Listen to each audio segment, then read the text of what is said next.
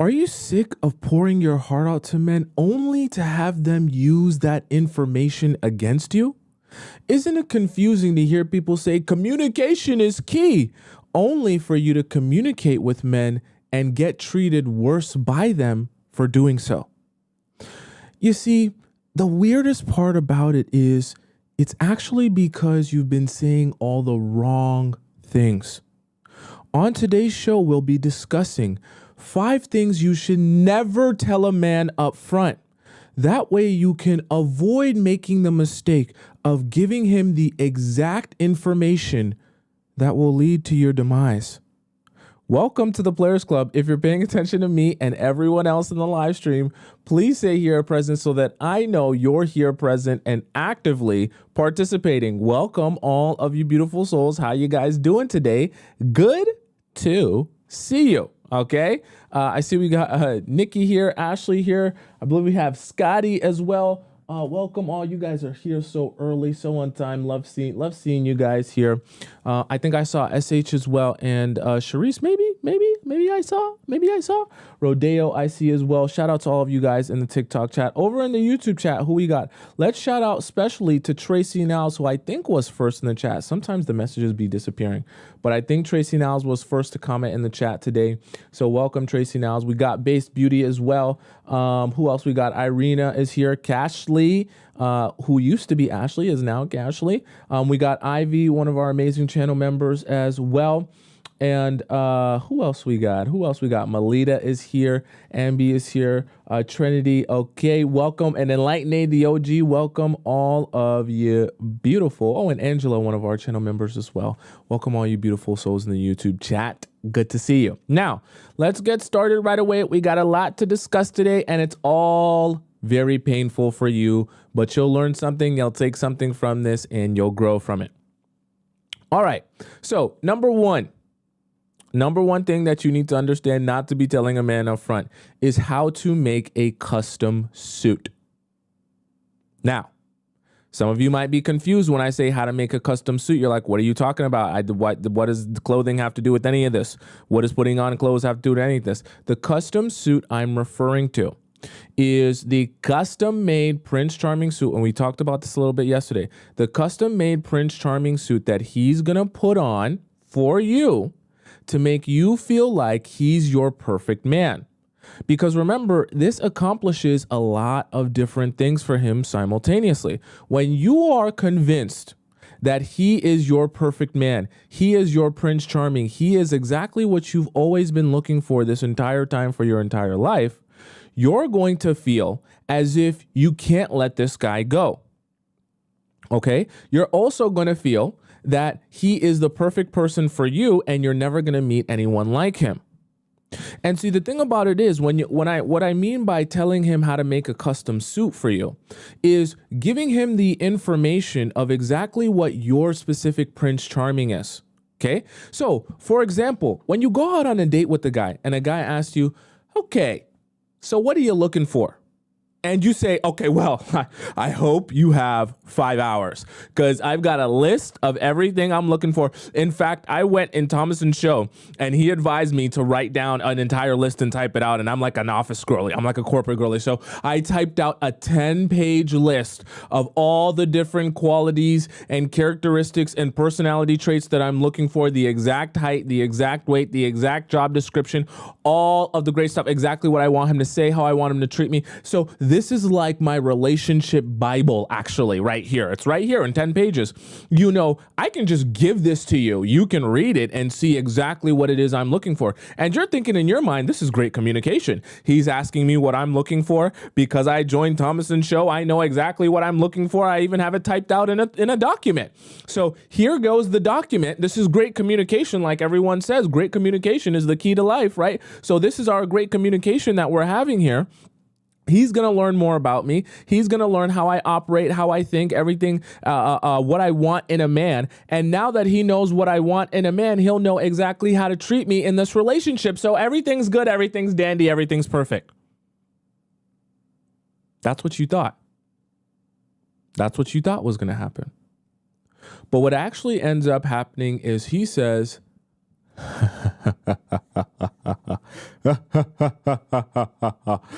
This is amazing. What a fool.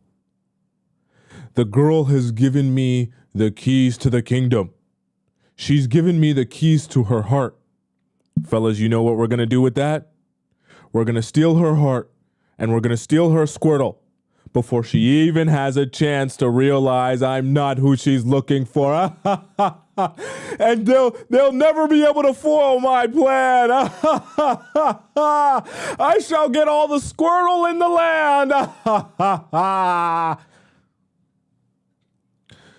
Because you literally give him a complete, utter 360 surround sound understanding of exactly what not just you would like to have in a man possibly one day, but literally step by step by step what it is that you uniquely are looking for.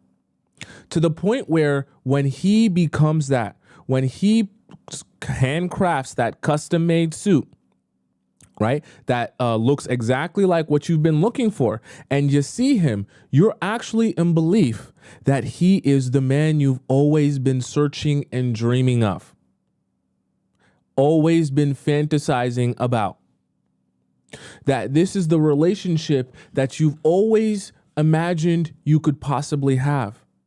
Now, there's nothing wrong with experiencing the happiness of realizing that this is the relationship you've been wanting. However, you want to experience that when it's actually true and when that's actually what's happening. You don't want to be experiencing that when that's not actually what's happening, okay? You don't want to be experiencing that with a man who isn't actually invested in you or has the right intention in terms of being in this relationship with you, okay?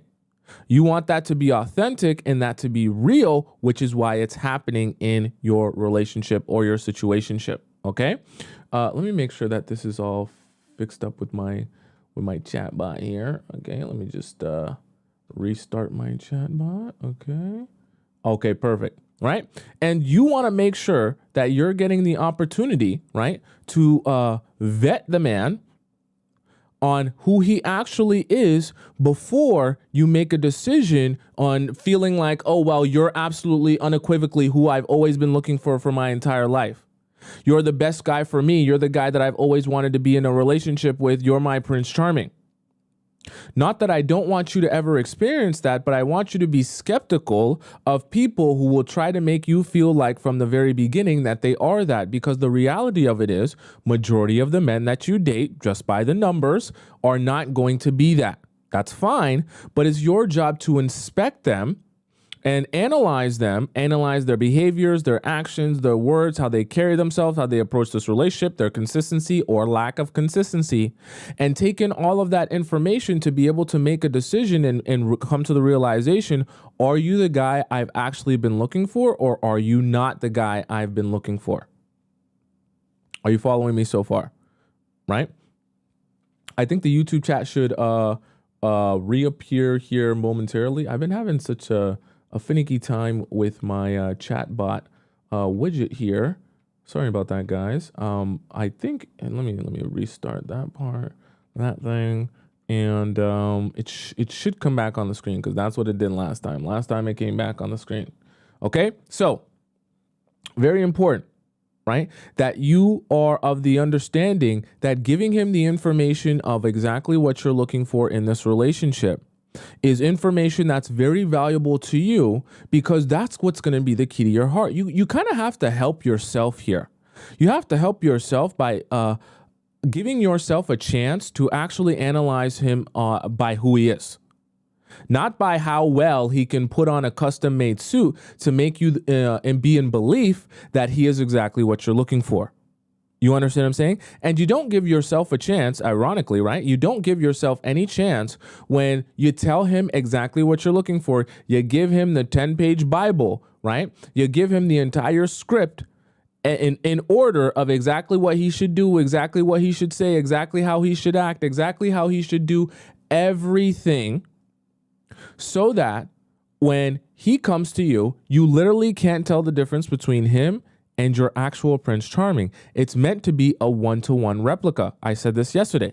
right? He's trying to build you a Chanel purse in his garage and present it to you as if it's been made in the Chanel factory, hoping that you never realize that the Chanel purse he's offering you that you think is worth $10,000 was actually made in his garage with fake leather and fake gold, right? So you want to be refraining from giving guys that type of information. So when a guy on a date asks you, so what are you looking for? Okay, because I know some of you are thinking in your mind, okay, so Tomisin, what do I do when a guy comes on a date with me and he asks me what I'm looking for? Am I just supposed to freeze up? Am I just supposed to not say anything? Am I just supposed to be completely silent? No. What I want you to do when a guy comes on a date with you and he asks you what you're looking for, I want you to be as vague as possible and or act as if you're unsure what it is you're looking for. Because at the end of the day, it doesn't matter whether you know what you're looking for because he's the one that's supposed to be pursuing you. So if you're unsure of what you're looking for, I just never really thought of it. I'll know it when I see it. Or, the man that I'm looking for, I'll really be able to feel it when he finally presents himself to me. Be very vague. Be very general. I'm looking for someone who's nice. I'm looking for someone who's kind. I'm looking for someone who's funny. All just generic stuff that means nothing to you specifically and doesn't apply to you specifically whatsoever. Why? Because now he'll have no information to go off of to put on and create his custom suit. Right? You don't want to give him, because think about this. I just want you to think about it like this. The more information you share with him, the more you're giving him the blueprint on how to create your custom suit. So you have a custom suit and you go sleep with anyone who's wearing that outfit, that custom suit right there, because the person that you give yourself to is going to look exactly like that, going to sound exactly like that. They're going to be that. So the more information you're giving him, the easier you're making it for him to know exactly what materials to order, how to design it, how to stitch it together, how to make it look nice, the exact dimensions, the height, the width, the length, how stretchy to make it, how tight to make it. He knows exactly how to curate and make this custom suit and design it to a T, so that when he's standing in front of you, you're like, yup, this is it. You are the guy I've been looking for. When in reality, he's not the guy you've been looking for. Okay? Very important. Very important that you don't give up that information and understand how it affects you and how it hurts you in the long run. Okay? So number one was him understanding how to make a custom suit for you. Now, number two is where I'm going to get mad. Number two is letting him know your doormat history. Now, we're going to have a conversation because I know some of you like doormat history. I don't understand it. One of the worst things you can do is sit in front on a date with a man and sit there, and when he asks you about your past relationship or your past relationships, you begin telling him all the different ways you've allowed your ex-boyfriend or your ex-husband in some of these cases to take such crazy advantage of you, use you this way, play you this way, string you along this way, lie to you, cheat on you. You walked into the room and you caught him sleeping with the girl. He was still inserted in the girl. He was still, even when you walked in, he still wanted to bust his nut. So he jackrabbed himself for an extra 30 seconds until he busted the nut before he even got up to acknowledge you. And how you still stayed with him even though you walked into the room and you saw him jackrabbing himself inside of another woman live in the flesh. And you still forgave him for what he did because of how he apologized and how he said he was sorry and how you thought he meant it. But then when you walked in on him for the third time with the third different woman, you realized maybe he was not telling you the truth. And after the third time of him walking in on you, or after the third time of you walking in on him, seeing him jackrabbit himself inside another woman, He finally said to you, not you saying to him, not you standing up for yourself, because God forbid you would have standards and expectations and have self-respect. He said to you, you know what? I'm growing tired of you. This new girl that I've been inserting myself in and jackrabbiting myself inside, this is my new girlfriend. You're done. And you're letting this man know how it wasn't until he came to you and said, I'm breaking up with you after cheating on you and treating you like garbage. And I'm tired of utilizing you. I don't even want to utilize you anymore. You're that uninteresting to me. Only then did he walk away from you. And that's why you're single now. By the time you finish that story with that man, and I know when you tell the story, you're thinking, I'm just being honest with him. I'm just letting him know what really happened in my life. I'm just letting him know what I actually experienced. I'm just letting him know what my last relationship was actually like. What's so bad about that, Tomisin? What's so wrong with communicating my truth? It's my truth. Here's the problem. If I, as a guy, sat down on that date with you, wanting to respect you, wanting to treat you like a woman, wanting to treat you like someone who deserves respect, and then you literally go on a tangent for 30 minutes about how much a man who you were just with disrespected you, mistreated you, right? Ignored you, just was so horrible to you, and you still didn't stand up for yourself to leave that relationship, do you know what that's going to make me think? It's going to make me think to myself, I came here and I was originally going to treat her correctly. I was originally going to be the person that she was looking for and be a gentleman. But it's clear to me, based on how she just described her ex, that I don't need to be a gentleman to get access to her. I don't need to be respectful to get access to her. I don't need to do anything for her to get access to her. Actually, it seems like if I treat her horribly, I'll even get more of her and more access to her because she'll be desperately chasing after me instead, the same way she was doing with her ex. Because if her ex can mistreat her in the relationship, and while her ex mistreats her, literally, she's the one begging her ex to notice her and see her and want to be with her. Well, then that tells me there's no reason why I should be trying to put my best foot forward in this relationship at all. In fact, me trying so hard to put my best foot forward both makes me look lame, and she probably won't even be interested in me.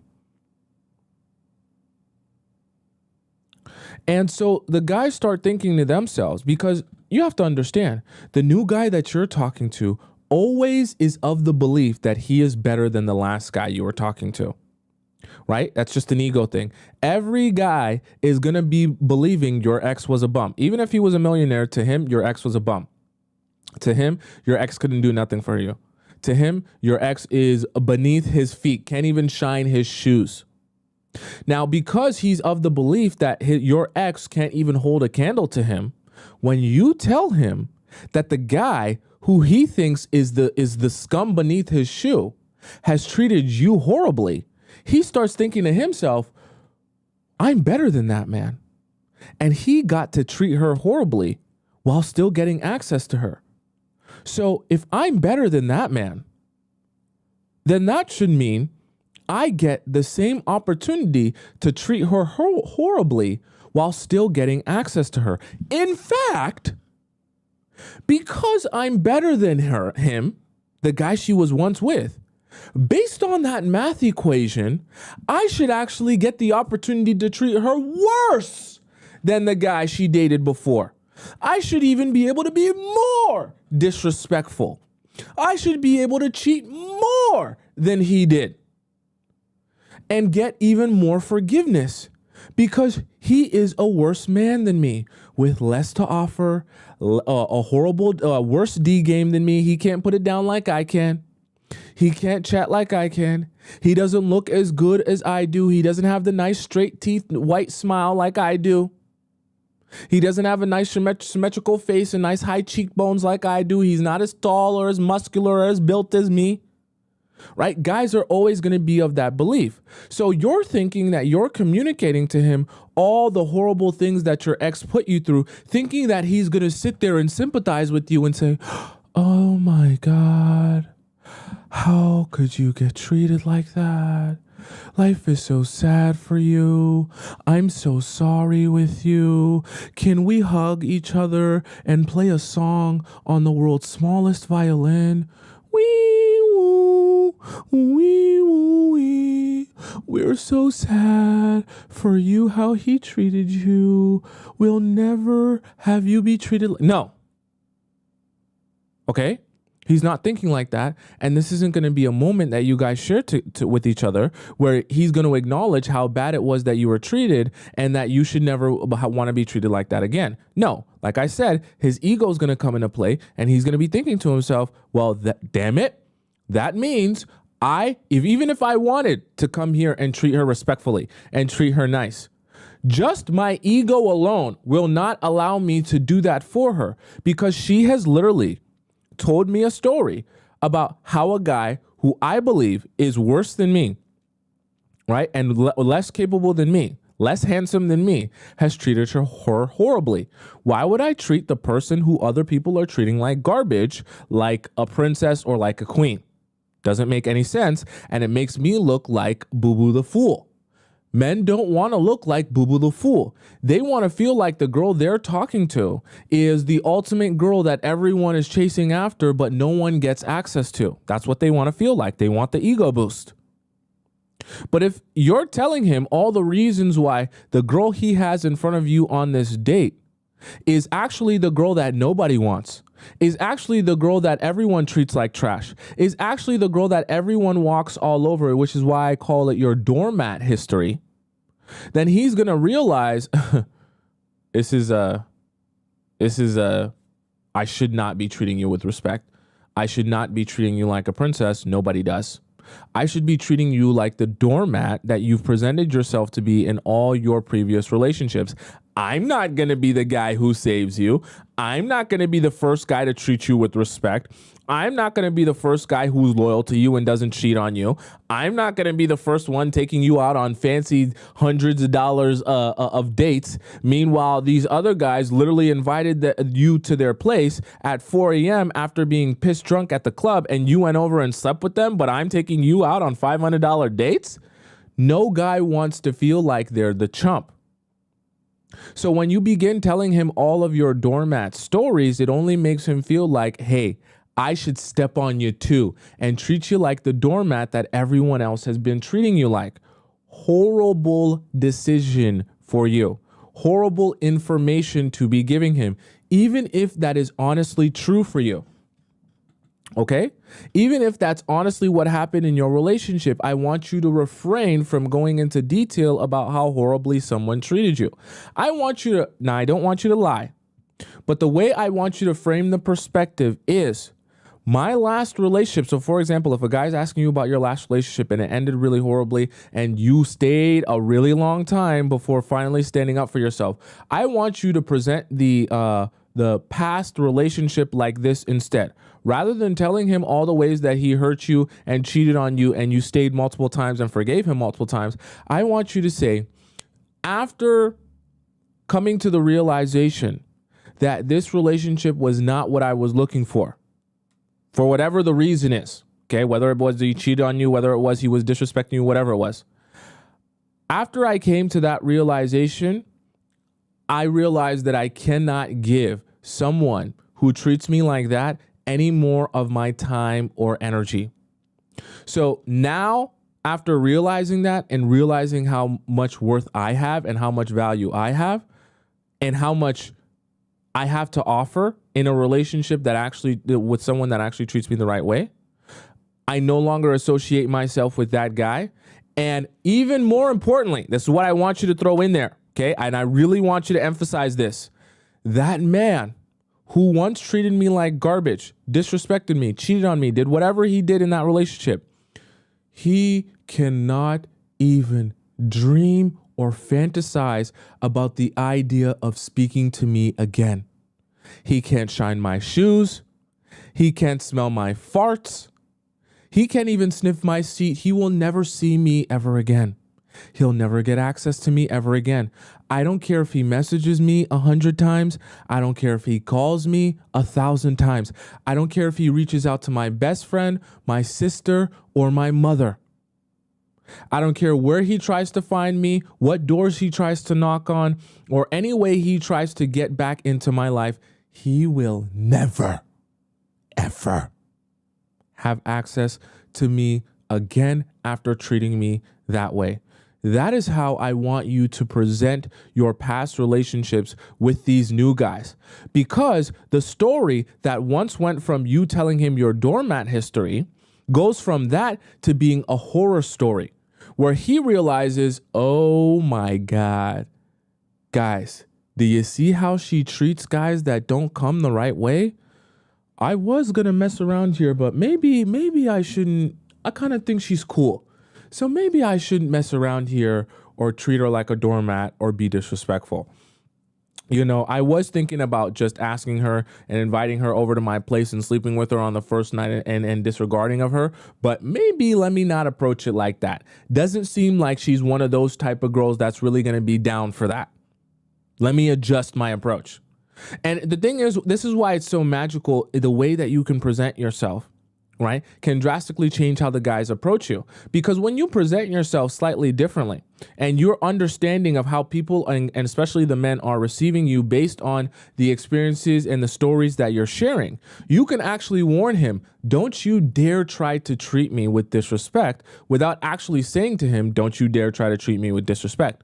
It's a warning sign and a warning shot without you having to come out and say, hey, you better treat me right. You don't have to tell him, hey, you better treat me right. All you're doing is showing him this is what happens to the people who don't treat me right. This is the graveyard where they all lay in waste of the men who thought they could play with me. They're all messaging me now. They're all texting me from blocked numbers. They're all trying to create new cell phone numbers and new Instagrams and new Facebooks to try to contact me, knowing that the best thing that they ever had an opportunity to have in their life walked away from them and they never have access to that thing ever again. Are you following me so far? Right? And it's very important to give guys horror stories as opposed to giving them your doormat history.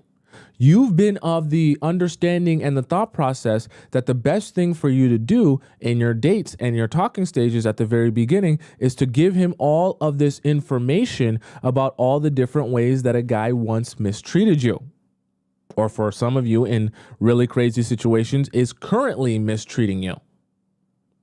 And I'm trying to help you understand those are the exact wrong pieces of information to give him.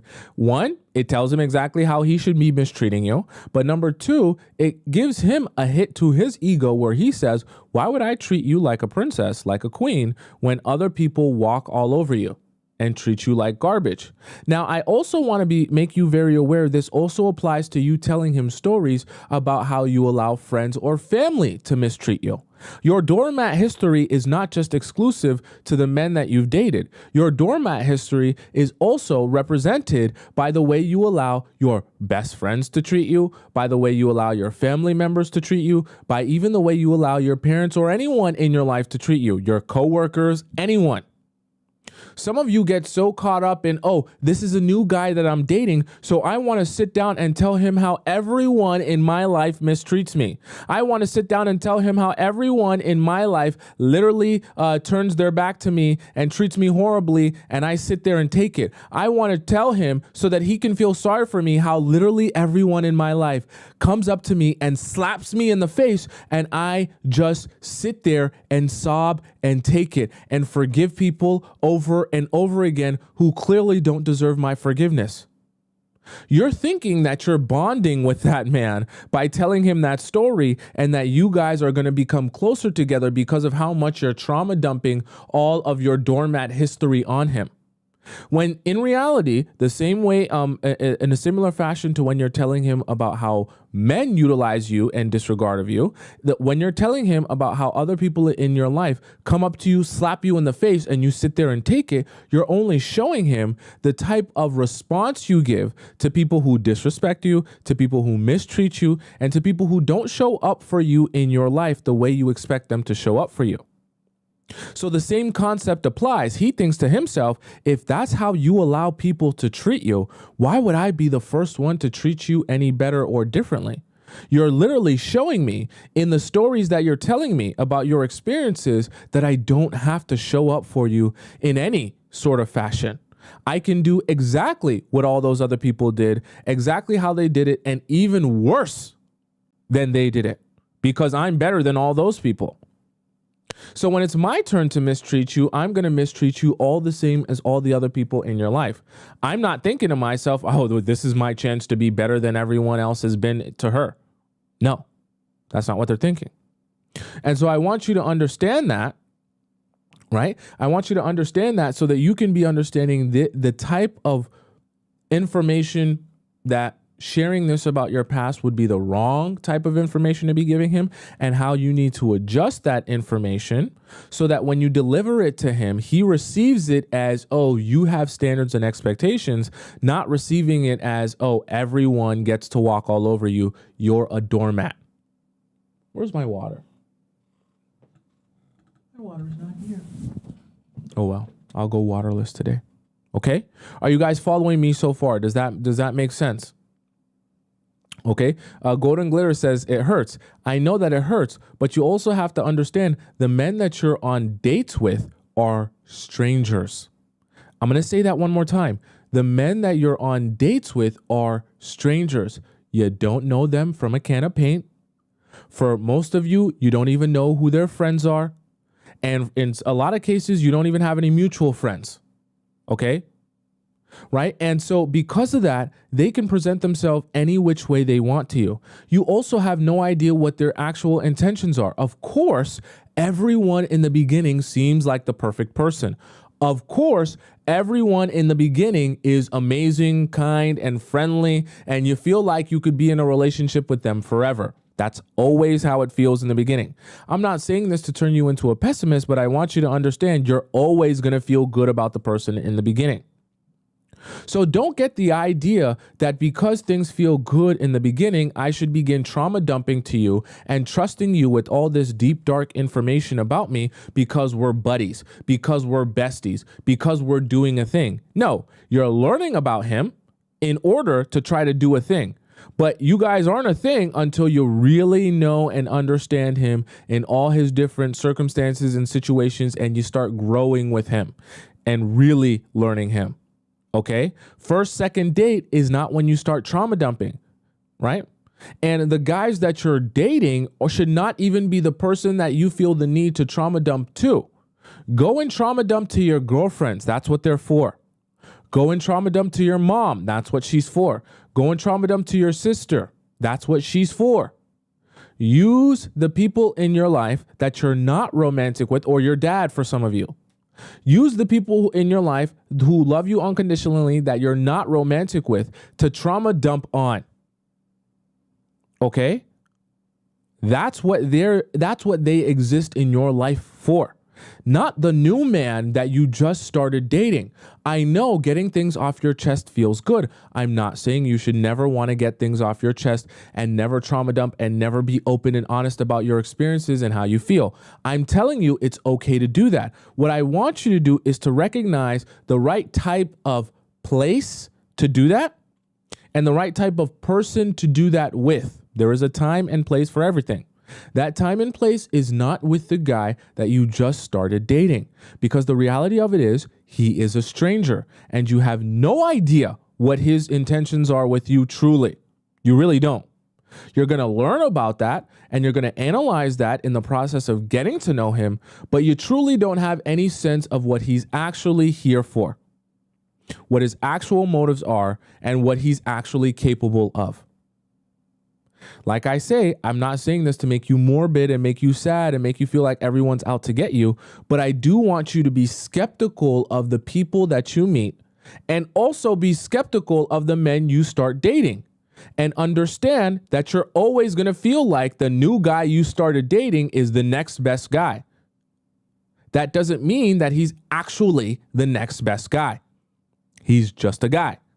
And it's your job to learn him, grow with him, gain understanding of him, to understand if he's actually the best guy, or if after a while of meeting him and getting to know him, you'll realize that he is actually one of the worst guys. Okay? Someone said drink some water. I don't have my water bottle with me. I wish I could. I'm just going to fight through it for you guys. All right? So, number 1 is how to make a custom suit. Number 2 is doormat history. Okay?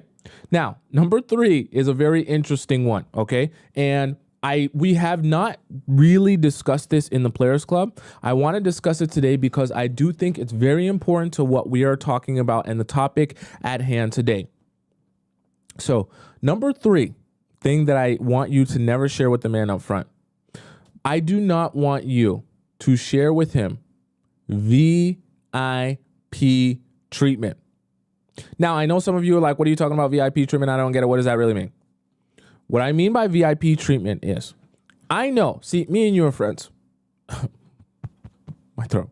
Me and you are friends. Okay? We become very close in these conversations that we be having damn near every day. I know that when you really like a guy, a lot of your rules and standards and expectations start to go out the window.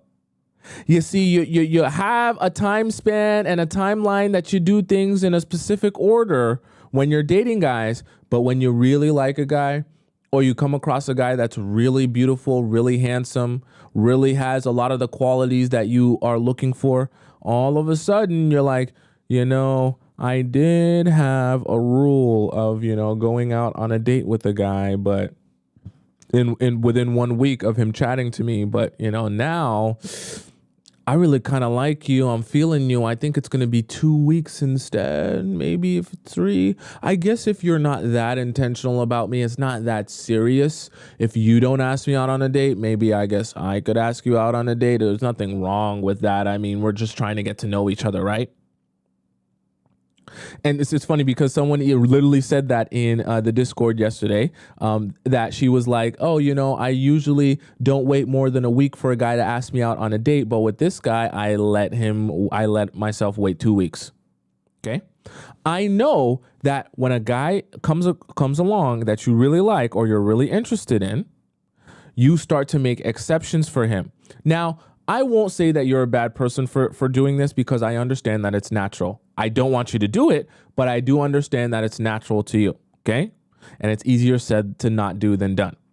However, one thing I never, ever, ever, ever, listen to me very closely, pull your pants up now, take your hand out of your pants and stop pooping. Pay attention to me now and listen to my voice. However, I never, ever, oh my God, this is horrible. This is horrible. So I need to say this very clearly for you. I never want you to go to a man that you're dating and tell him how and why you're giving him VIP treatment. Oh my God, it's so horrible. Whenever you do this, you have literally lost. Okay? Remember I say relationships is like a war.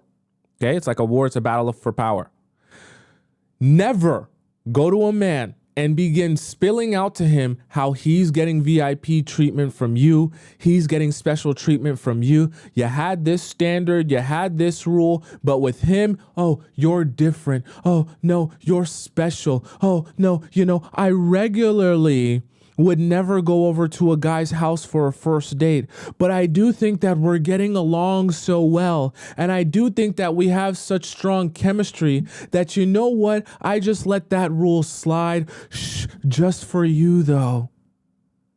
So I just want you to know I would never regularly do this. Yeah, I would never regularly give a guy a BJ on the first date, but I just want you to know the way we're having this connection and the way you're just so special to me and the way you talk to me and the way I'm so lubricated up to be around you, I think I'll make this one exception for you.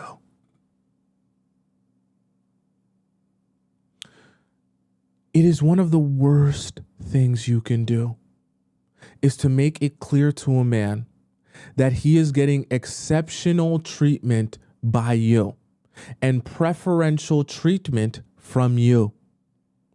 Because he says to himself, quite interesting. I must be giving her some qualities or, some character traits that she is either not accustomed to getting by any guy in general, or I'm just so much better than all the guys she's experienced having in her life. So that means if she feels like I'm better than all of those guys, I subsequently have to do less work to be interesting to her. So I was thinking about trying to take her out to a really fancy restaurant like Nobu to impress her, but she's already made it clear she's giving me preferential treatment and special treatment because I'm special to her. So why would I take her to Nobu and spend $500 when I could invite her to my house and spend $0, actually maybe like $25, I'll pay for my Uber Eats. Actually, no, I'll get her to pay for my Uber Eats. So I'll spend $0, get a meal in me, and she'll come over and accept that because I'm the exception to the rule. She'll treat me differently than all the other guys. Of course, she would say no to going over to a guy's place, right, regularly. She would say no to an in-house date where all we do is eat Uber Eats, have pineapples, and watch Netflix. But with me, because she's made it clear to me that I'm going to receive preferential treatment from her, I know that doing less is perfectly fine. She'll still like me. She'll still want to be with me. She'll still want to spend time with me. Because if I'm better than all these other guys, why am I putting in the same effort or even more effort than those other guys? She's literally told me, right, indirectly, that I don't have to put in that amount of effort. And I want you to understand, while you think you're communicating to him how you really feel and how special he is to you by just, making him feel good about himself, what you're actually doing, right, by telling him this is you're telling him, don't put in as much effort as you were putting in before. I will still like you and still want to be with you even if you start putting in less effort. And you're actually indirectly asking him to do less for you because you'll still want to give him the same amount of access to him. Are you following me? This is why this gets very dangerous to tell men openly this, even if that's true to you. Even if you know in your own mind, yeah, I'm giving you a lot of preferential treatment and, adjusting a lot of my rules because of how much I like you. Even if it's actually true, I never want you to fix your mouth to actually say that to him up front.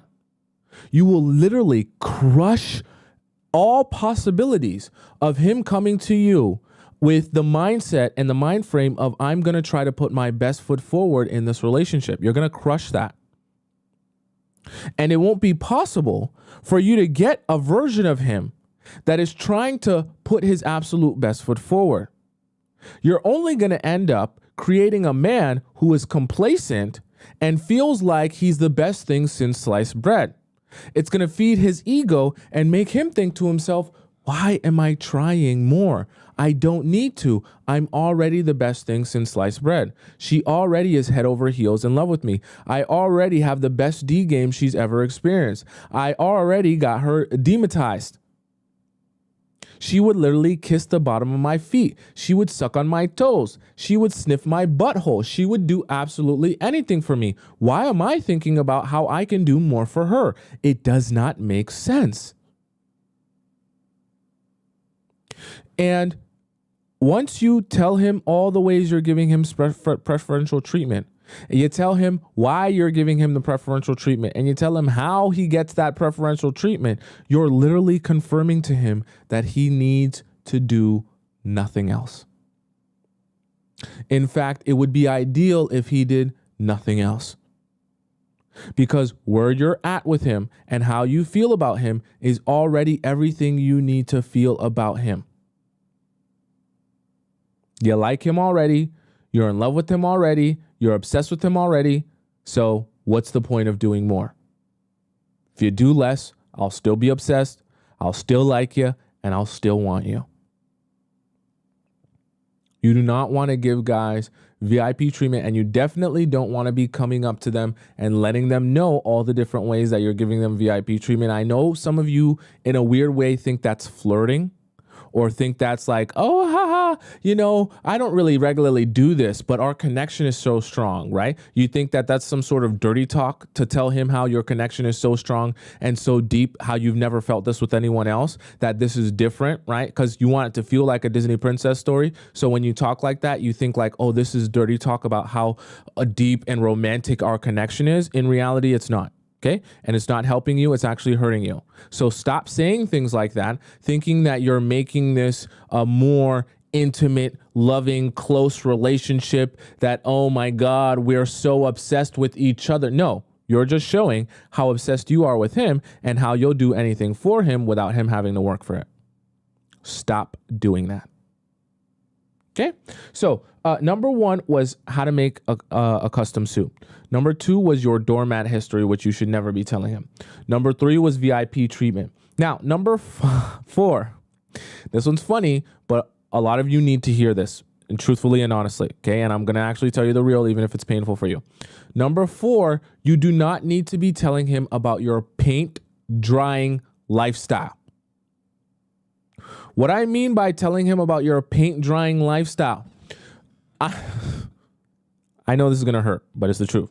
I know for some of you, your entire life is just about boys, literally just about boys, that you have no career interests, no passions, no hobbies, no nothing aside from dating and being with boys, that you literally spend 100% of your day thinking about guys and thinking about how to specifically get more and more attention from guys and more validation from guys. Literally, that is all you think about 24/7.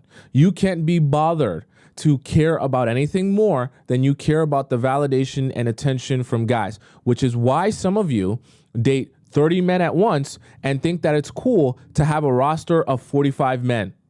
Okay?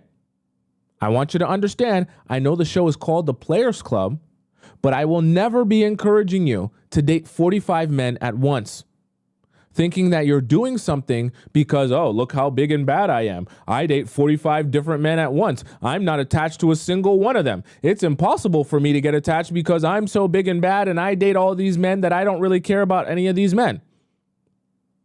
You only end up getting played that way, and you only end up wasting a lot of your time that way. Okay?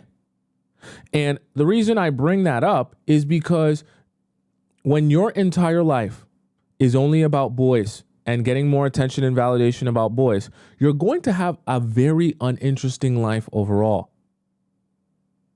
So when you date a man and you're dating a man and you're seeing him and you're talking about yourself or you're sharing about your interest, right? He's going to get to know and learn that your life is really boring and uninteresting because all you do all day is talk to different boys and get validation and attention from different boys. So what's going to happen is in your description of your life, you're actually going to tell him, because you're thinking, I'm just communicating my truth and I'm just communicating exactly what I go through and experience. So you're thinking you're just being honest and communicative. But what's going to happen is because all your time is spent chasing after boys and trying to get more attention and validation from boys, you're going to be communicating to him, yeah, so usually most days I don't really do that much. I just kind of, if I don't work a shift, I just kind of like lay in bed and chill and watch shows. No, yeah, I'm not really that passionate about anything. I don't know. I'm not sure what I like. No. Yeah, I think, clothes and makeup is cool, but I'm not like passionate about it. No, I don't paint, I don't draw, I don't sing. What do I do? No, I don't really do anything. I'm kind of boring, like I'm just a homebody. Home doing what? Nothing really. I just kind of chill all the time. No, I don't really go to the gym. I don't really no, yeah. I'm just like a really chill person. And my life's pretty boring. I'm a pretty boring girl. What you do there is you show him that you have absolutely nothing going for yourself. Nothing. Not a single thing. Not a speck of passion in your life, not a speck of interest in your life, not a speck of anything that anyone would look at you and look at your life and go, wow, she's a fascinating human being. Wow, I would love to live her life for a day. Wow, I wonder what it's like to be you. And you know what happens when you tell guys how boring your life is? This is why I call it the paint drying lifestyle that you're living, right? Where you literally just sit around watching paint dry. When you tell men this up front, they say to themselves, that must mean if her life is so boring and uninteresting, that if I come into her life with how amazing and awesome I am, because remember, all guys believe that they're amazing and awesome and way better than your last ex. So he thinks to himself, I'm handsome, I'm funny, I'm interesting, right? I'm fascinating. So when I step into her boring paint drying lifestyle, I'm going to bring so much color to her life, so much happiness and joy to her life that literally she will never, ever want to leave me or leave my side because I am literally breathing life into her lifeless, uninteresting, sad excuse for a life. And because I'm breathing life into her, how important will I be to her and in her life? Also, how painful will it be for her to walk away from me if I ever treat her wrong or disrespectfully? Because think about it. I am literally the sunshine in her uninteresting, dull, gray life. Imagine if I'm bringing the sunshine and I actually walk away, or I threaten her by threatening her with walking away or withdrawing from her. I literally have all the power. Because without me, she's going to be forced to go back into the depths of despair where she once was when I wasn't in her life. I know once again, I make it sound like a supervillain plot, but I want you to understand when you describe yourself this way, this is how guys receive that from you. And they are of the belief even more now that they're the most unequivocally important thing to you in your life. And there will never, ever, ever be the possibility of there being something else more interesting, fascinating, or important than him in your life. And I know you think to yourself, well, isn't it a good thing? Isn't it a good thing to have the guy that is your partner, right, be the most important priority to you? I'm not saying that your partner shouldn't be a priority to you, but what I am trying to explain to you is when a man gets to step into your life from the very beginning and think that he is the be all and end all of your entire world, he will immediately begin disrespecting you.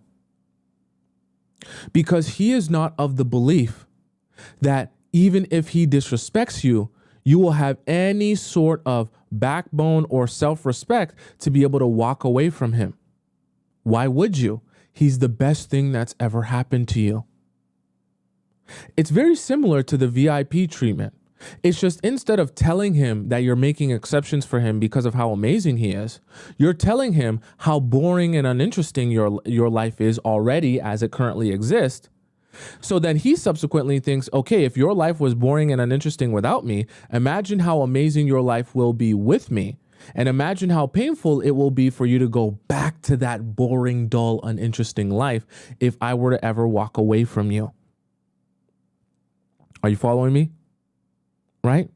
So you definitely don't want to let guys in on this idea that you have a paint drying lifestyle where all you do all day is sit around waiting for text. All you do all day is sit around waiting for him to call you. All you do all day is sit around praying and hoping that he'll ask you out on another date, because literally you have nothing else to do except gain his attention and validation. The reason I said that this is probably going to be your least favorite point is because I know some of you are in that situation. And I know we spend a lot of time in the Players Club talking about boys and relationships and how they view you and their perspective. But what I never want you to forget is that the most attractive, desirable version of you is the version of you that invests the most in yourself. It's just a function of how we operate as men. We are not the most attracted to the women who are heavily investing in us from the very beginning. We're the most attracted to the women who are heavily investing in themselves. And then we say, wow, look at you go. I want you. I want to be a part of what you have going on because you are desirable and you have a lot of value. I want some of that value in my life. Are you guys following me so far? Okay. Katie says, ladies, have a roster. I just said this earlier. Maybe Katie came a little bit late. I don't personally advise any of you to have a roster. Okay. That's not solving your paint drying lifestyle. Maybe I'm wrong. Maybe I'm confused. Okay. But if you're asking me my perspective, I don't think it's ideal for you to have a whole roster. It doesn't serve you. Because you're not actually having a more interesting, fascinating life outside of boys.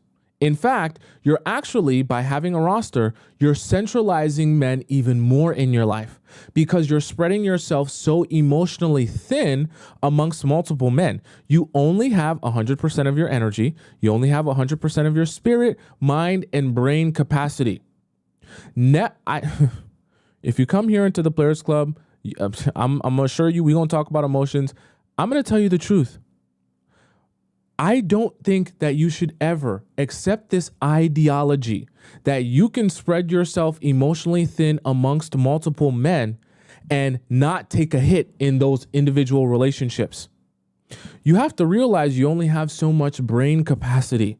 You only have so much information that you can take in at once before everything becomes scrambled and jumbled, and you can't properly analyze each individual relationship for what it is. You can't properly understand someone or receive that individual for who they are because you have this thought about them, that thought about someone else, this experience with someone else, and all of those feelings jumble up inside you, and you can't properly categorize them and identify them. Have you ever noticed, for those of you who like dating shows, I'm sure you do if you're watching me, have you ever noticed when you watch Love is Blind on Netflix that whenever they start going into the pods at the very beginning because they're all dating each other, that each time they walk into the pods, they'll have a notebook with them. And as the person is talking to them and having conversation with them, they'll be writing inside their notebook things about the conversation they're having, whether they're sharing something with that person or they're receiving a response from that person. They'll be writing it in that notebook. They'll be writing about facts about them. They'll be writing about experiences that they talk about in that notebook. It's not because they're not hearing them. I mean, they're present with them, taking in that information. So it's not like they aren't hearing it and they need to take notes for someone else. They're taking notes for themselves. Because you have a limited capacity to be able to absorb individuals, especially in a romantic sense, where after a certain threshold, it becomes impossible to be able to differentiate. Okay, so guy number 14, I had a conversation with him about my ex and his response was good, or was that guy number 3? No, guy number 3 was saying that he really wasn't into feet and that he in his last was that guy number 2? And I promise you, I can assure you As you build out your roster thinking that you're doing something by having a roster, you'll only end up more confused and actually make it easier for yourself to get played. Why? Because it'll become more difficult for you to analyze each individual situation and say to yourself, are you in line with what I'm looking for or not? Because remember, that's the question you're trying to answer by dating these people. You're not trying to date them for the sake of getting attention and validation. That's the problem. Some of you are getting the roster because you're trying to get more attention and validation, when you only should be dating for the purpose of identifying, are you what I'm looking for or not? And if you're not what I'm looking for, then I don't waste my time on you. Okay? I know it's kind of a side note, but that's why I never advise any of you to be having a roster or dating multiple people at once. It doesn't make, I know a lot of you think that, it's making it more efficient. I think Katie just says, no, I'm just trying to find the one. I know some of you think that you're making it a speedier process by dating multiple people and finding out quickly which one is the one and which one is not. But you can also do that quickly by analyzing each individual, dating them one step at a time. And then once you realize you're not who I'm looking for, you quickly cut it off, end it, and then move on to the next person. That's part of the problem. Some of you don't like cutting things off, which is why you'd rather have a roster where it doesn't bother you as much if the guy number 14 is not exactly what you're looking for and he doesn't have the qualities you want. Guy number 3 isn't really what you're looking for either, but you kind of like different things about him. And guy number 2 is kind of a little bit different, but there's some things you don't like either. And so you have a roster of a bunch of guys who aren't really exactly what you're looking for, but it's not as painful that they're not what you're looking for because you're dating all of them at once. How does that actually serve you in getting a single partner? If you're dating a bunch of people who aren't what you're looking for, you're stringing yourself along, wasting your own time. Anyways, I don't want to get too much on that. Now, number 1 was how to make a custom suit. Number 2, the doormat history. Number 3, VIP treatment. Number 4 was the paint drying lifestyle. And number 5 thing that you need to be avoiding telling men up front is about your open wounds. Okay?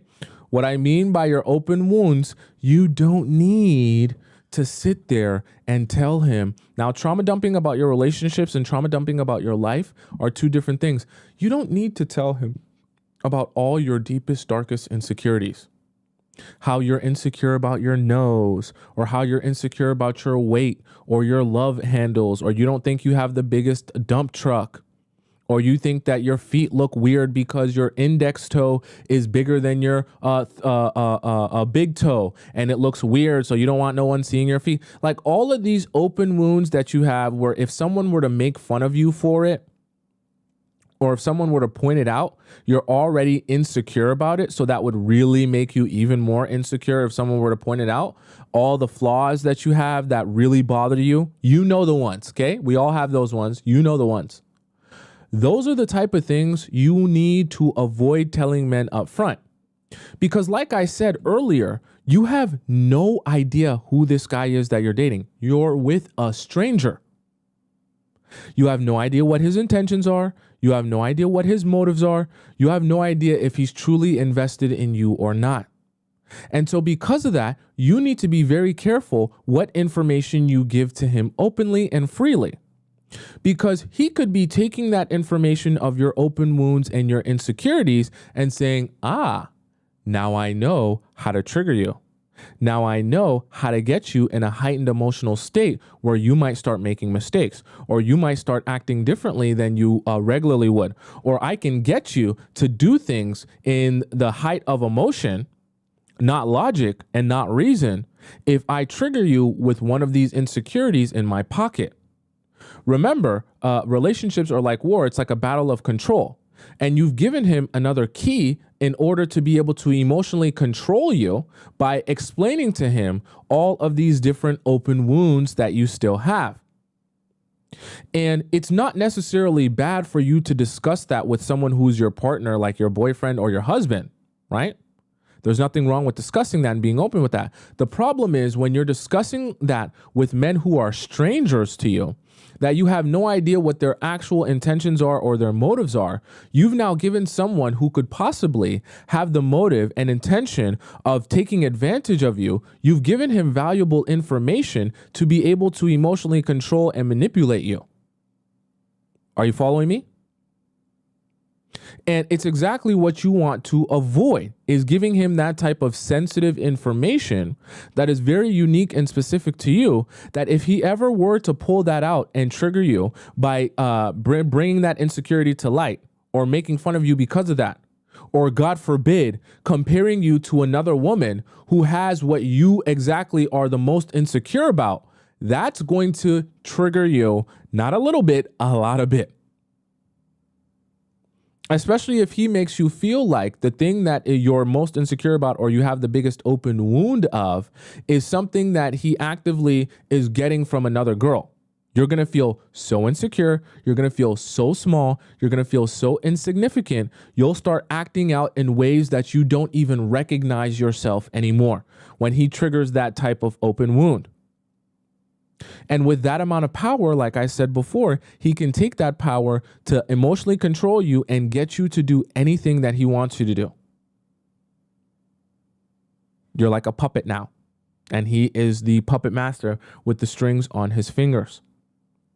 So anytime anytime you get into a situation where you start thinking about trauma dumping on him, every one of your experiences, or telling him about every one of your insecurities, I want you to you zip it up and you go talk about your open wounds with your girlfriend or your mom or your sister, people that are going to love you unconditionally. And you can be sure that when you give them that information, they're not just going to use it against you.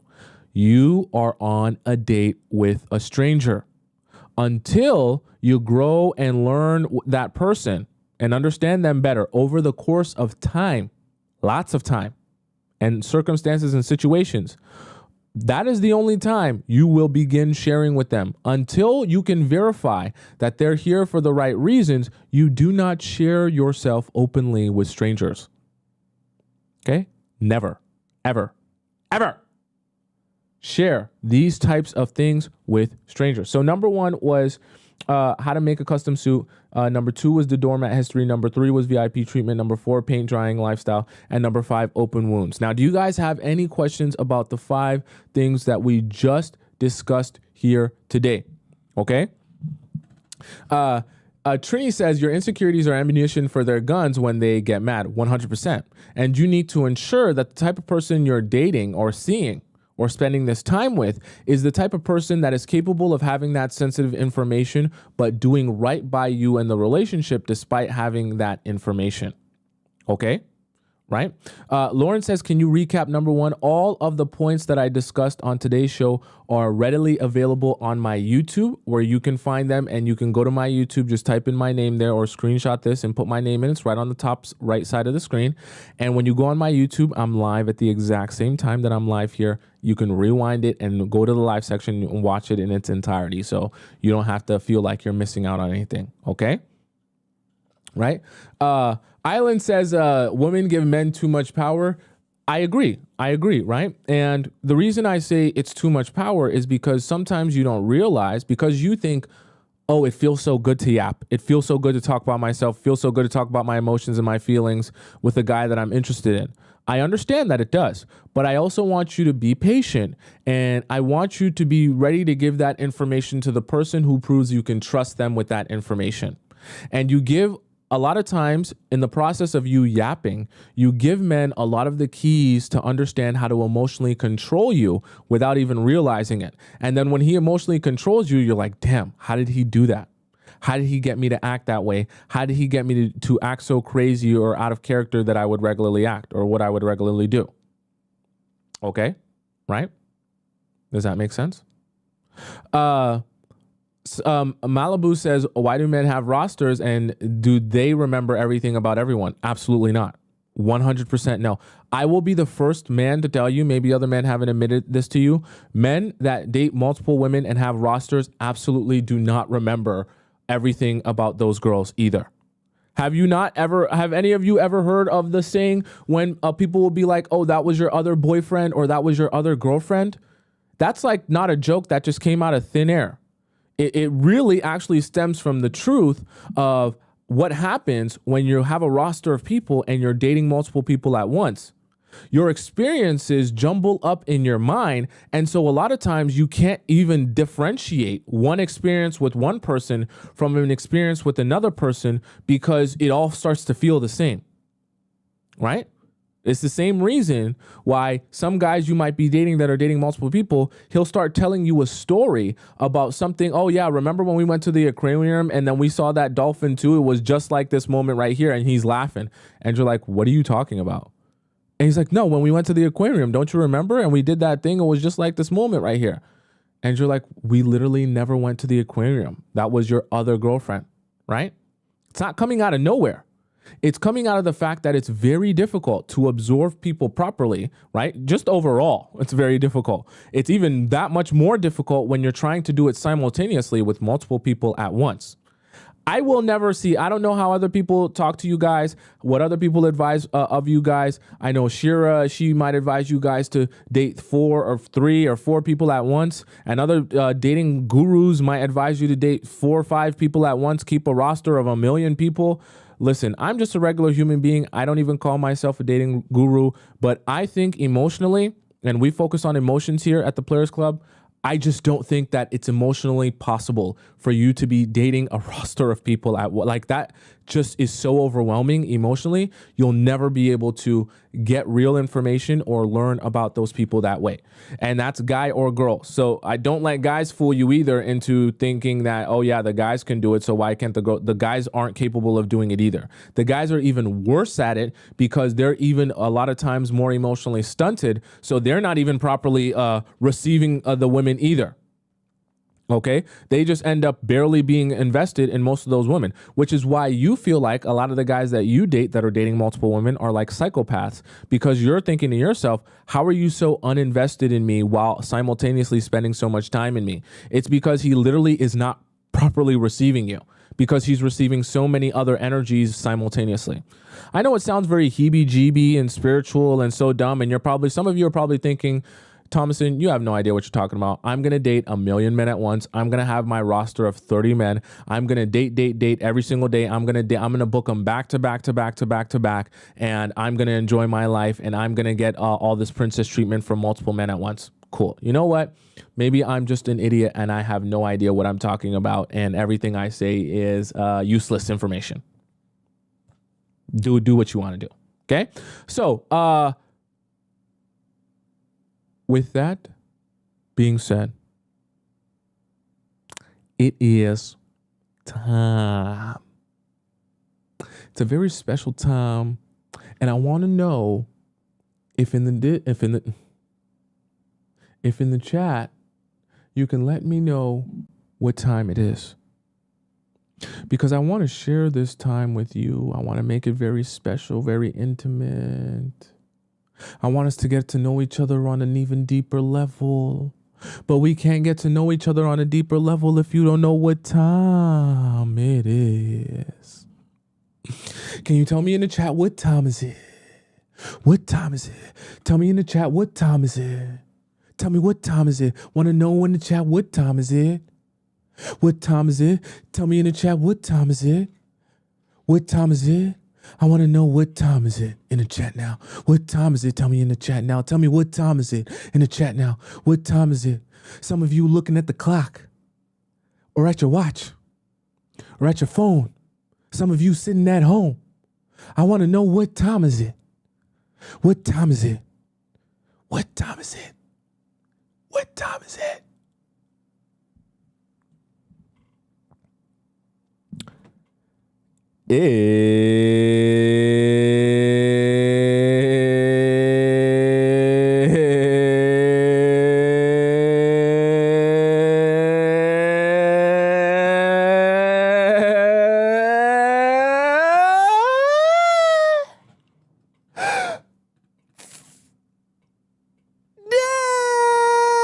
Discord time. time. Let's go. Okay. It's Discord time now. Now, for those of you who are a little bit confused, I know some of you are a little bit confused here. I want to explain this to you so you're of the understanding of what's going on here. Discord time is essentially where all the beautiful, amazing members of the Players Club get an opportunity to ask me questions on the live show, and I answer them live on the show as well as the chat does as well. They give their 2 cents as well in their opinion, and I give you advice on how you should proceed in your relationship, your situationship, or your talking stage. Now, I'll make this very clear to you, and I'm going to give you guys an opportunity as well, because I'm going to stay a little bit extra today time so I can answer more of these questions. We now have 2 versions of relationship advice. We have the free version that anyone can go into and put their question in, and I'll answer it first come, first serve. Okay, so there's a lot of questions to go through. I'm like 2 weeks behind on the free version.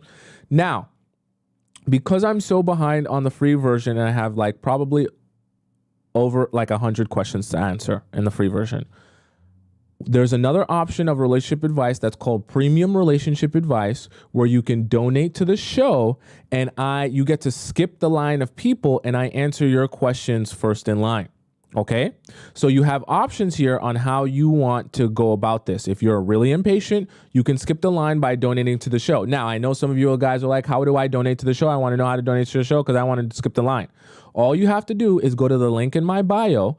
If you're on TikTok, right, you go to the link in my bio, and when you click that link, you will see either you can join the Discord and just go into the relationship advice section and ask your question, or you can first, before you ask your question, you go into the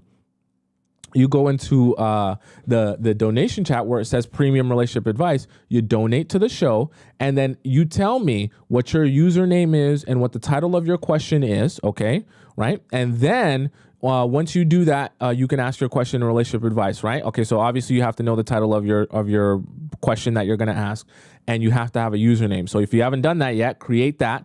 Then once you put it in, put that in the description of your donation. Now, I want to be very clear to you guys so you guys never forget, okay? The only way your question will get answered in the premium relationship advice section is if you donate to the show. And I have my phone out because I can see who's donated to the show, and I can see that information here for me.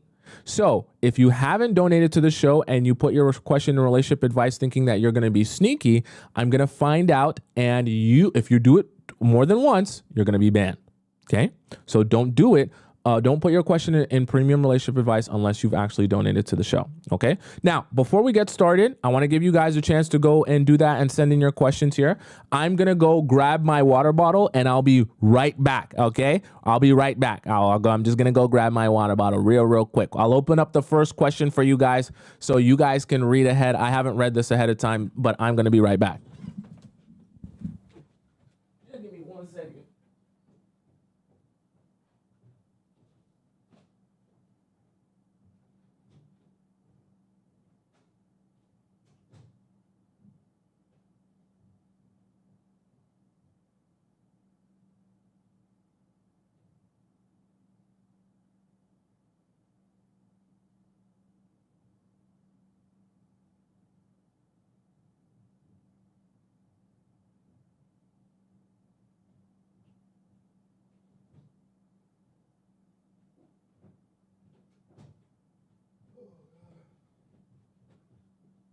Okay.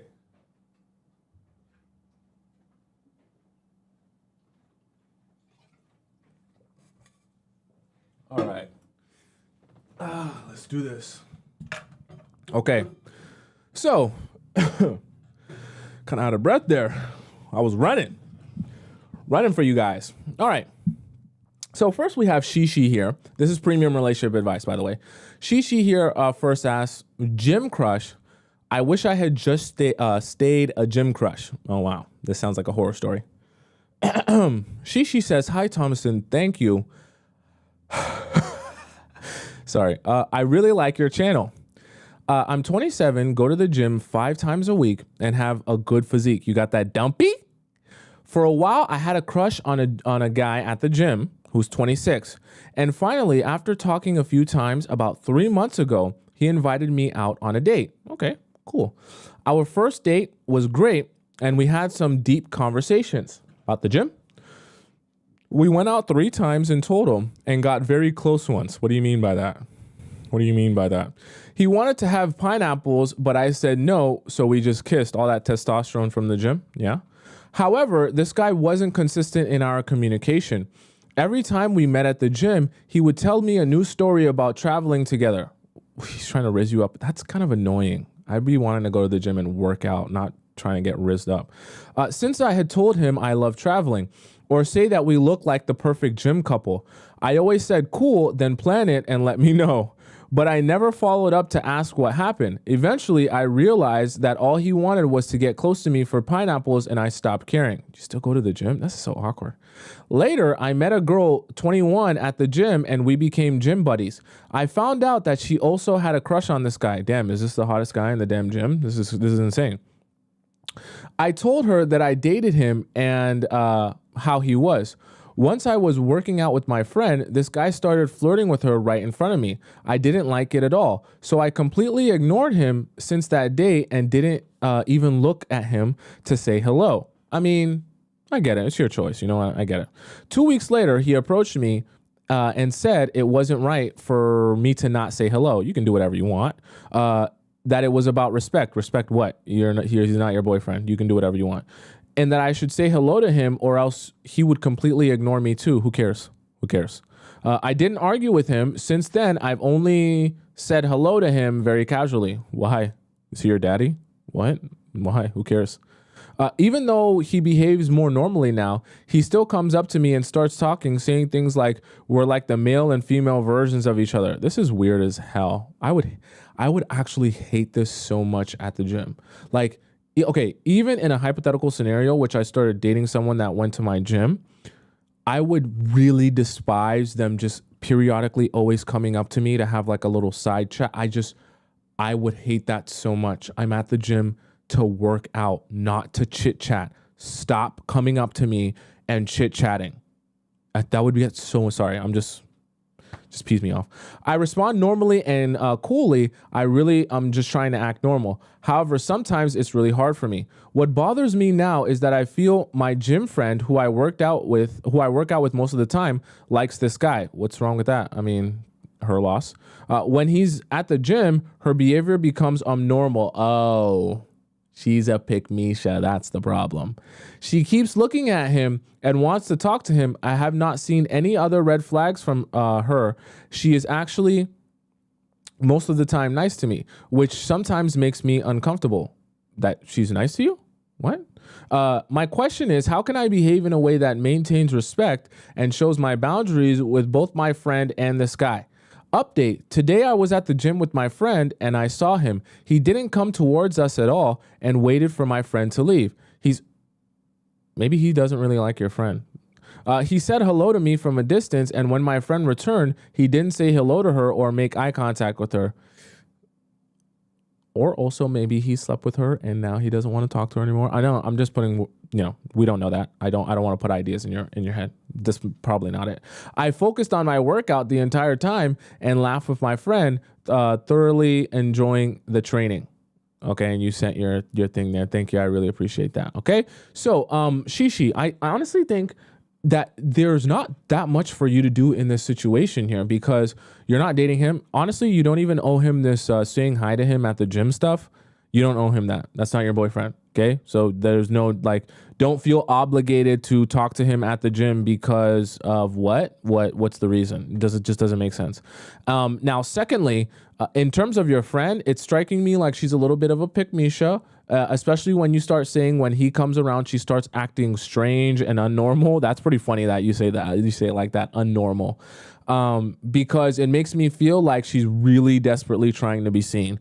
It can be very dangerous being friends with a pick-me-sha because it seems like you've actually escaped that mentality yourself. And so you're not as bothered of like, okay, bro, like if you're not taking this seriously, I don't have time for you. And so you're not in that mentality. The problem is when you're friends with the pick-me-sha, it can be very embarrassing for you and just very painful overall. Because when you watch the girl that you actually like spending time with, who's a cool girl, get so weird and unnatural simply because a boy she likes comes around, it can feel very, I guess you can start to feel a lot of secondhand embarrassment. You understand? And that can just start making you uncomfortable overall. You know what I mean? Where it's like, so when a guy that is interesting or looks good comes around, are you literally going to lose your marbles every time? And you can start to feel like you're embarrassed to be a friend of the pick-me-sha type of thing. So this is something that you're actually going to have to monitor in terms of your friendship with her, because one of the dangerous parts about being friends with the pick-me-sha is they will 100% of the time abandon you and their friendship for a guy that they want or like. So if you guys go to the club together and, you know, you guys are supposed to be keeping each other safe because you guys are girlfriends. So making sure you're good, making sure no one wanders off, making sure you're always by each other's side, going to the bathroom together, all that good stuff. If she goes to the club with you and she meets a guy that she likes at the club, the problem with the pick-me-sha mindset is she'll abandon you, leave you, not check in with you, and go off with another guy to his house, go somewhere, and you'll be like texting her throughout the club and be like, yo, I haven't seen you for the past 20 minutes. Where have you been? And she's like, oh, I went home with John because he wanted us to go home together.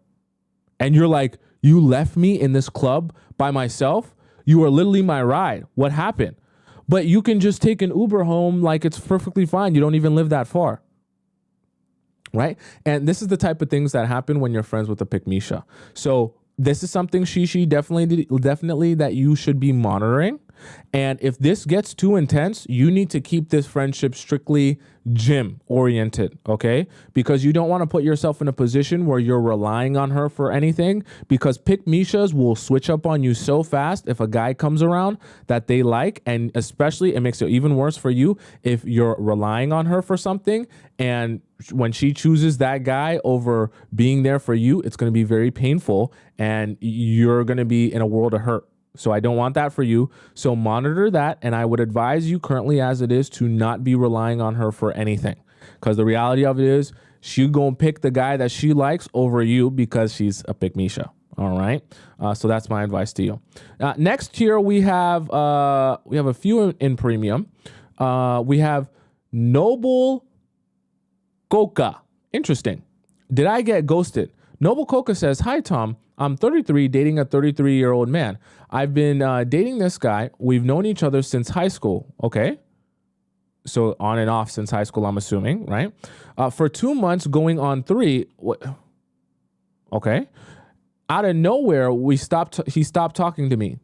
I was worried that maybe something happened, and I did call him one evening. I didn't hear from him, but after not answering, I haven't reached out. He works out of town, and I know work has been stressing him out lately, but if he needed space or isn't feeling this anymore, I don't get why not send a text. You guys have to understand that, like, yes, of course, in a perfect world, people would message you anytime they have an issue with you or tell you exactly how they're feeling.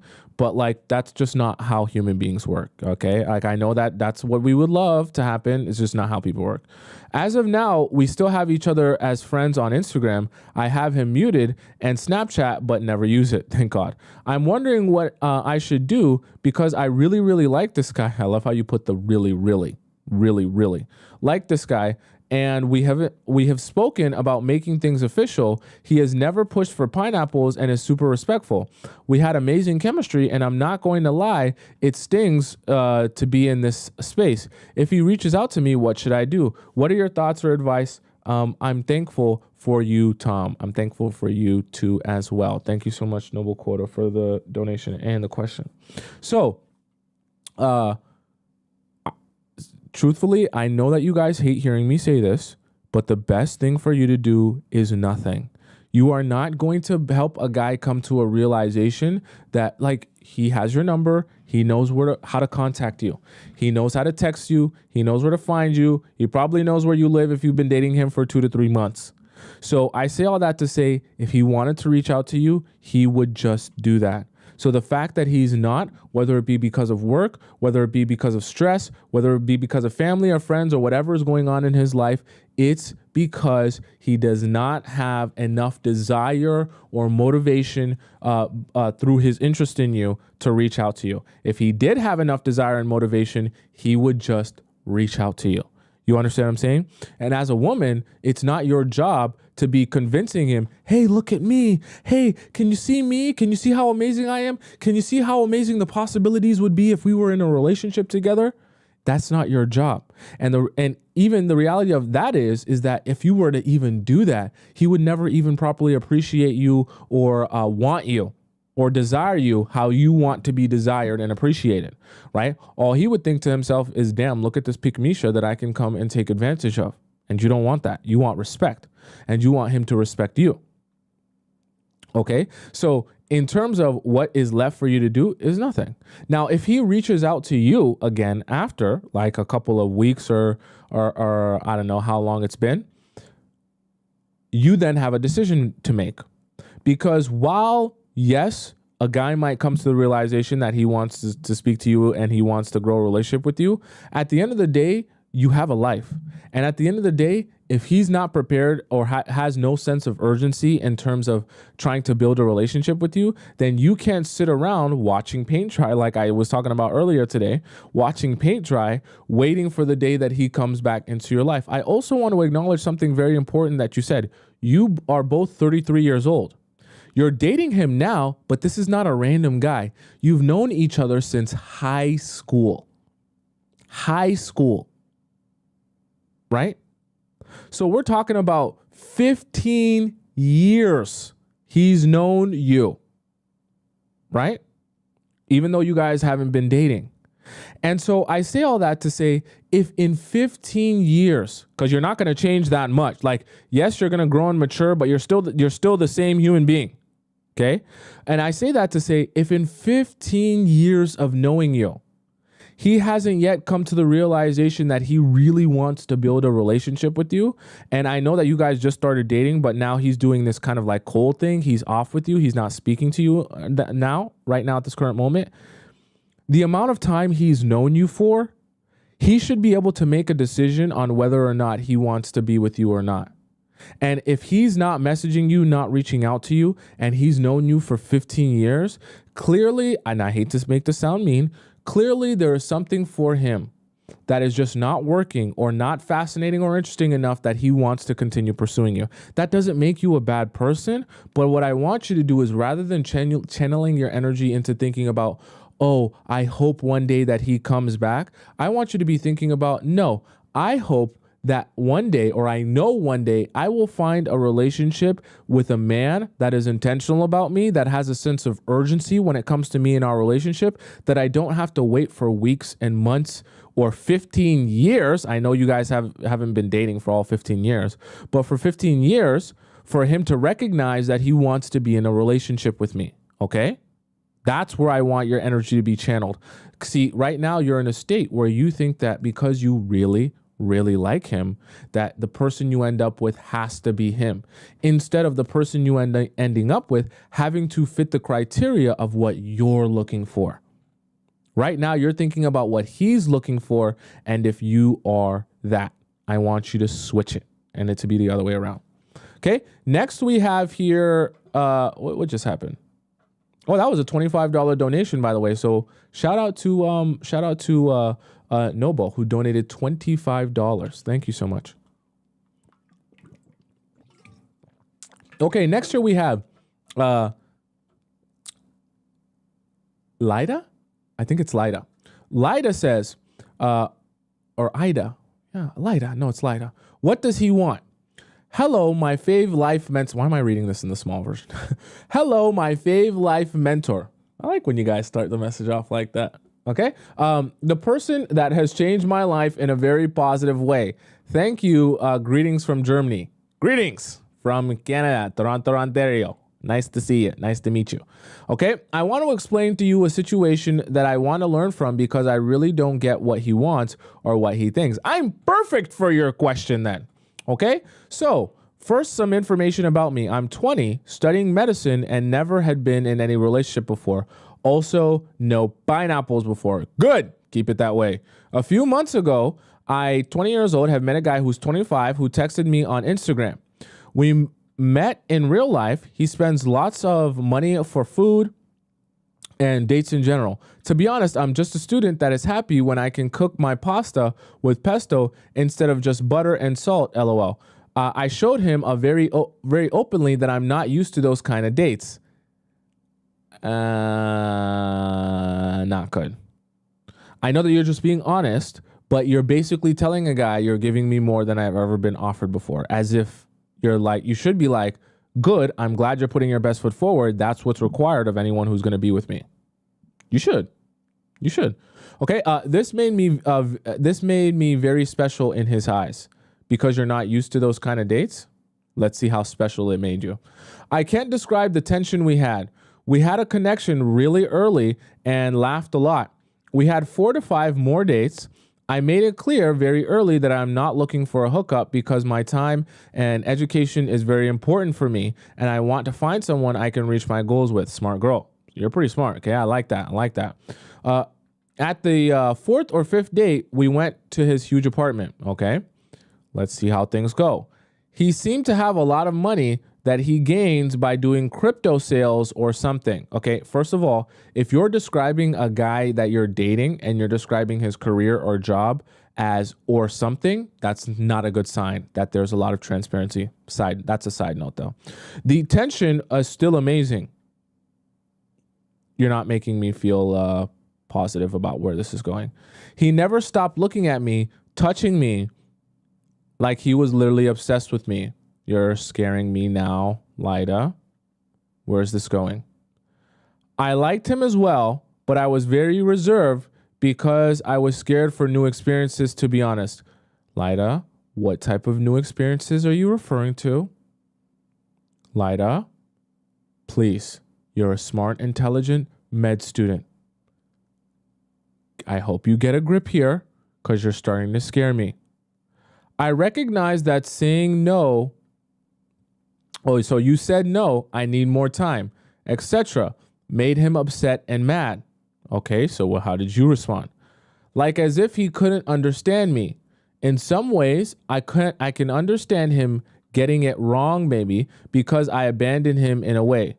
Abandoned him by having standards? No, that's not abandoning him.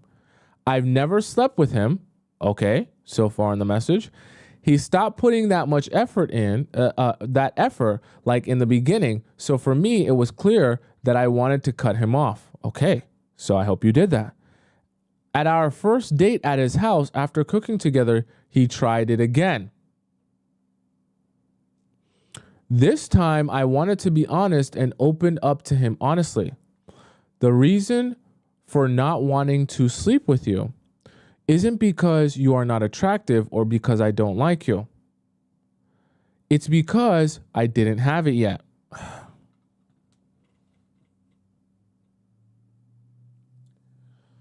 Oh my God, man. Okay.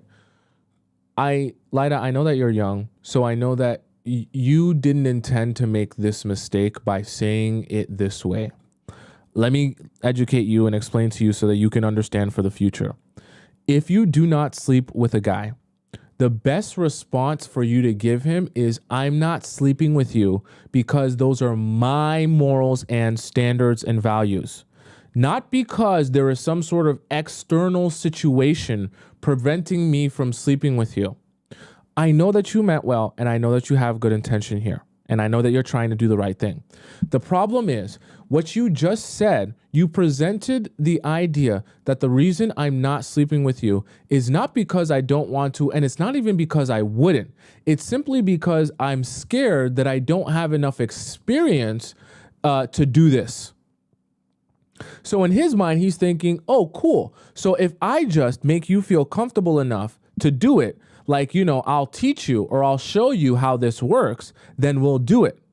So he's not thinking, oh, you have self-respect for yourself, you have boundaries, and I can't cross those boundaries. He's thinking, oh, this is an invitation that I should push more and try more and convince you more and persuade you more so that you'll eventually do what I want you to do. See, the problem is it doesn't earn you the type of respect that you should be earning by being a virgin, but also by standing on business. Because he has to say to himself, cool, Clearly, if I want access to her, I'm either going to have to act right or act right. There's no other option. And he'll say to himself, fair, because she hasn't even slept with anyone anyway, so why am I expecting that I should get that for free anyways? The problem is the way you just presented it, you made it seem like there were external factors preventing you from sleeping with him instead of those being your standards and expectations. Bro was shook. He couldn't say anything, but he doesn't want to believe me because I gave him false signals. He tried to behave in a normal way, but I could sense that something was off. After that night, we didn't talk for 3 days, but my earrings were still at his house. The worst. So I texted him and he answered that I can come pick them up, but first he has to go to the gym. I didn't want to pick them up so late, so I said, could you maybe skip the gym today? I'd say no, but also just get him a different day. There is something I would like to share with you. Wait, what? Oh, you said this to him. That can you just skip the gym today? There's something I'd like to share with you. I wanted to be very honest. So was this like a lie to try and get your earrings back, or did you actually have something to share? Let's see. After him responding a bit nonchalant and hard to get, I cut off the contact and said, wish you the best. Why not just cut it? Why say wish you the best? You thought the story was over? No. You're funny. He deactivated his Instagram 2 days after. Did he deactivate it or he just blocked you? 1 month later, I started to date someone else. Then he texted me out of nowhere and said, would you like to pick your earrings up next week? After 1 month. That's funny. Guys are funny. First, I didn't respond. You should have never responded. Another month goes by. I responded, sorry, I was very busy. No, be honest with me. Be honest with me.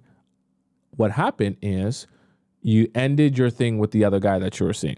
Not that it was just a month and then you decided to respond. Okay, you ended that thing with the other guy. Now you're willing to entertain him again. Let's be honest. Let's add that. Thank you for asking, but you can throw them away. He said that it's so sad to throw them away and that he will wait for a moment where he can meet me again so he can give me them. He suggested to give me them after the holidays because he went to Tokyo. I said, okay. So obviously, chat, this is not really about the earrings. Let's read between the lines, all right? They both want to see each other. In the meantime, he started reacting to my stories with compliments and likes. Why? What do you mean why? Oh, sorry, you're young. Let me explain to you why. Because he wants you. Okay? Now, we have not yet... it's not yet been made clear if he just wants to sleep with you or if he actually wants to date you. But I would say it's a bit questionable at this point because of how little intention he's been showing. After his Tokyo trip, there was no message, no call. So now we're starting to get an idea of how he really feels. The end.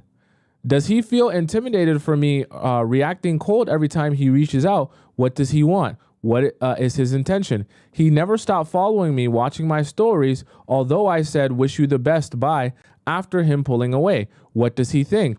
And most important question, what am I supposed to do? That's it. Thank you. I love your videos. So this last question I'll answer first. Let's all say it in the chat together. You do nothing. Okay? It is not your job to be reaching out to men or trying to be in the business of convincing him that you are worthy of being chased and pursued and be someone who is made into a girlfriend or wife. It's not your job to convince a guy of that. If he cannot see that, you gladly move forward to the next guy or the next possibility where someone can meet you and realize that and treat you accordingly. You're not in the business of convincing him of that. So you do nothing. And you never should be thinking about what text can I send, what post can I post, that he will realize how important I am. That's being a pick-me-sha.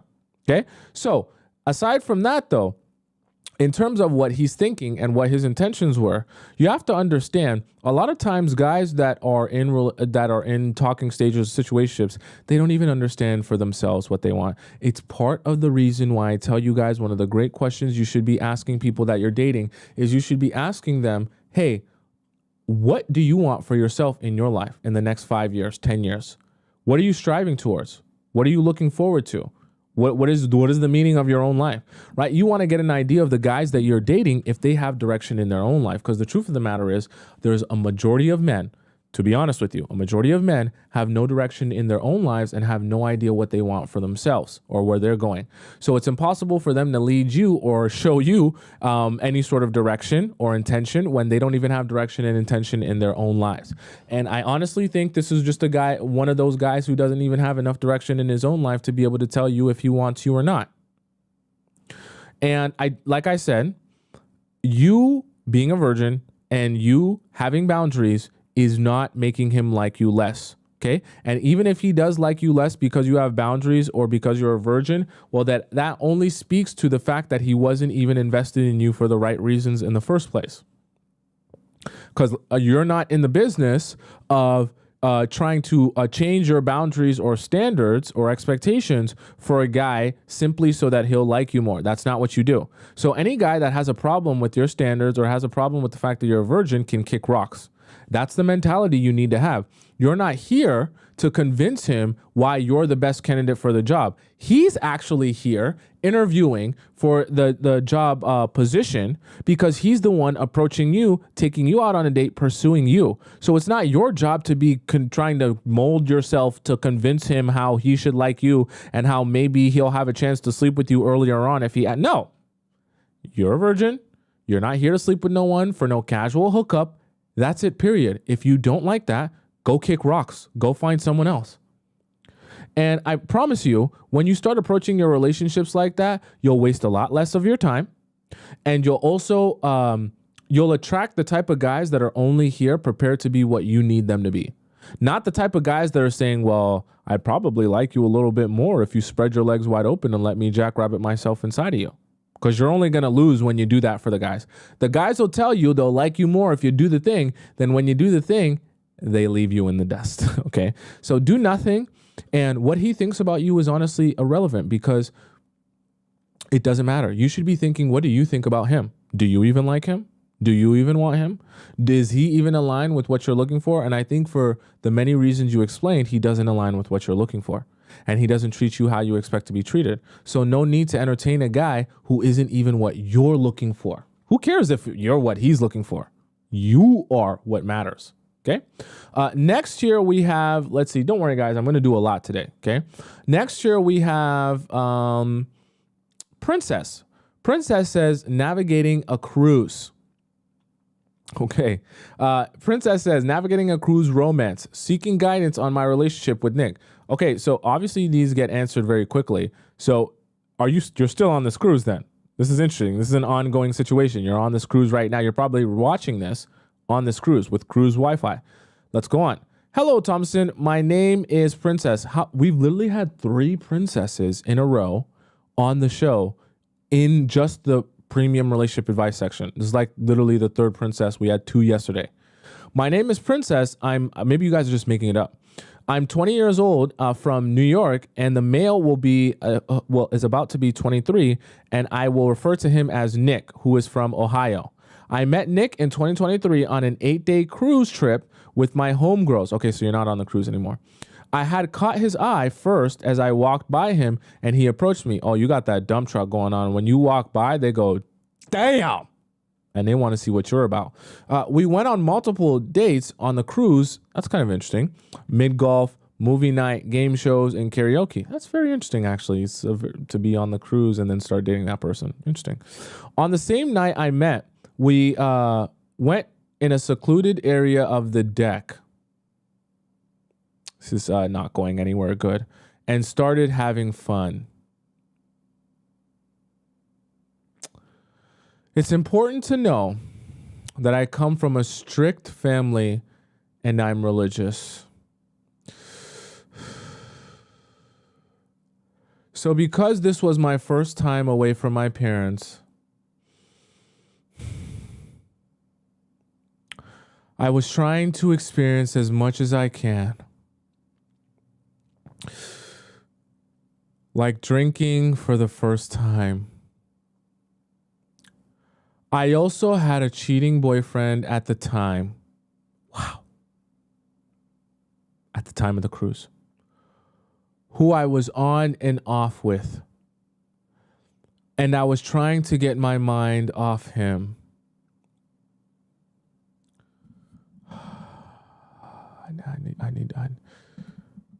I believe in waiting until marriage. Is that what you believe?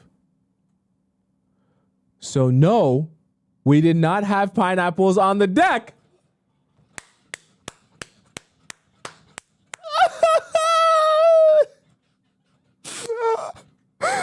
Oh, thank you. Thank you. Thank you, princess.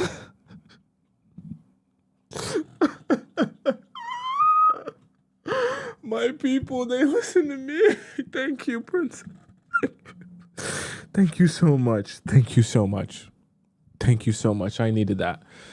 Thank you so much. I was like absolutely sure that this was going where I thought it was gonna go. Thank you so much. I needed that. That was a boost to morale right there. So it's okay, Tomisin, you can stop sweating. I was literally sweating. Like literally, I was 100% sure this was gonna go horribly. We were kissing and whatnot, and then he took me to the back room on the ship. Why does this sound like a pineapple video though? The next day, I unexpectedly got my period, so I ended up seeing Nick later on in the afternoon. How, unexpectedly? Is it? Okay. We hang out once again, and he lets me wear his dead grandfather's Rolex. Oh, okay. I had his watch for 2 days straight, and he didn't even mind, even though he just met me. On this day, we went to get something to eat. We were sitting down, and he left his phone in my hand unlocked. And I went to go bring me a lemonade. Where is this going? So, being the smart girl I am, I went through his messages and didn't find much. Chat, is that appropriate or inappropriate? This is not her boyfriend, by the way. There were some girls he was texting, but nothing serious, although I did see one girl had sent him a picture of herself, but barely covered, I think you meant to say. The next night on the cruise, he brought me to his room and insisted we watch a movie in his room. Silly me, I went to the room and we did everything else but watch a movie. Be very specific, princess. What did you do? Because all of a sudden, the TV was broke. We didn't do anything extreme. What do you mean by that? Because I remember I was on my monthly. Some guys, they don't care. Our fun ended short because his friend came into the room and wanted to go to sleep.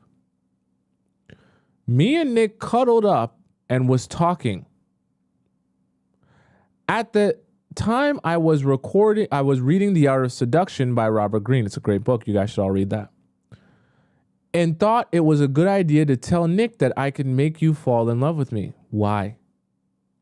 I didn't know who I thought I was, but yeah, I told him I can make you fall in love with me.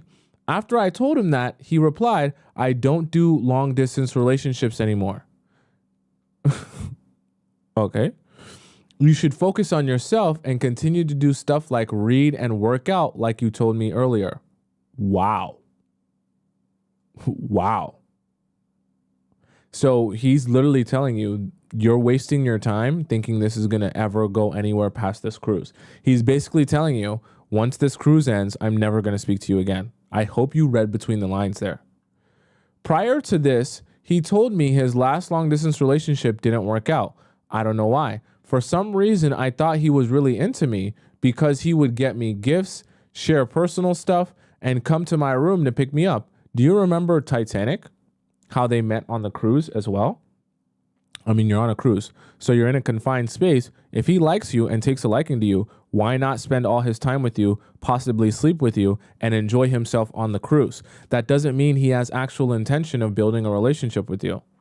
I know that's painful to hear, but you have to accept that as a reality. And he actually made it very easy on you by letting you know he's only spending time with you because you're on a cruise together. He shared with me that he has ED, from watching too much pineapples. Sorry, I'll just say it. I can say it on here. Erectile dysfunction. And humping the bed to... Sorry, did I read that right? From too much pineapples and humping the bed too hard from when he was younger. I was going to ask you guys, is that a thing? But I'm a guy. I don't think that that's a thing. I don't think that that gives you erectile dysfunction, humping the bed. I mean, how hard is he humping the bed? Is the guy jumping off the top ropes and humping his bed? How hard do you have to hump your bed in order to have erectile dysfunction? That's very strange. Anyways, the trip ended. I went back to New York and he went back to Ohio. We were in touch texting, but responses were becoming really slow. He said to you, he doesn't do long distance relationships. He said he would call me, but then he wouldn't. Of course not. He doesn't do long distance relationships. He wouldn't keep his word. Actually, he kind of is keeping his word, to be honest with you. Because earlier he said, I don't do long distance relationships anymore. So he's actually kind of keeping his word. I was also starting to suspect that he had a girlfriend in Ohio and was cheating on her because of his Instagram likes and comments. How would you see his Instagram likes or comments unless you're checking out everyone's profile that he follows? One girl who commented on his post was the same girl in his phone I saw at dinner, but maybe they were just a situationship. You think that's a coincidence? I ended up blocking him for 6 months or so because I wasn't feeling him anymore. Okay. I just think that it was already over from the beginning. Like, I don't think that this was ever supposed to go anywhere for him. I ended up unblocking Nick recently, a month ago, because my homegirls mentioned him again and how he gave me his dead grandfather's Rolex. You still have the Rolex? No, you got it back, right? You got it back. Please tell me you gave it back. Each one of my friends I went on the trip with kept telling me how much Nick seemed to like me. Hopefully he got it back. I would hope you didn't just, anyways. Even one of my homegirl's brother was shocked on the things Nick did. I told my mother about Nick and showed her a picture. She too felt that he was a good guy and convinced me to unblock him. What? It be your own friends and family. Why? What? Okay. Having fun with him on the cruise is not the same as actually building a relationship with him. Have you ever noticed on Love Island or on Love is Blind or on Too Hot to Handle, any of these dating shows where they're in paradise while they're together? It never works out in the real world, because in the real world you have a job. In the real world, you have responsibilities. In the real world, you have so many things pulling at you. So the same thing, on a cruise, you're on vacation. That's not representative of what a real relationship will be like. And that doesn't mean he likes you because he messes around with you on vacation. I don't know why your friends and family who care about you wouldn't make that clear to you.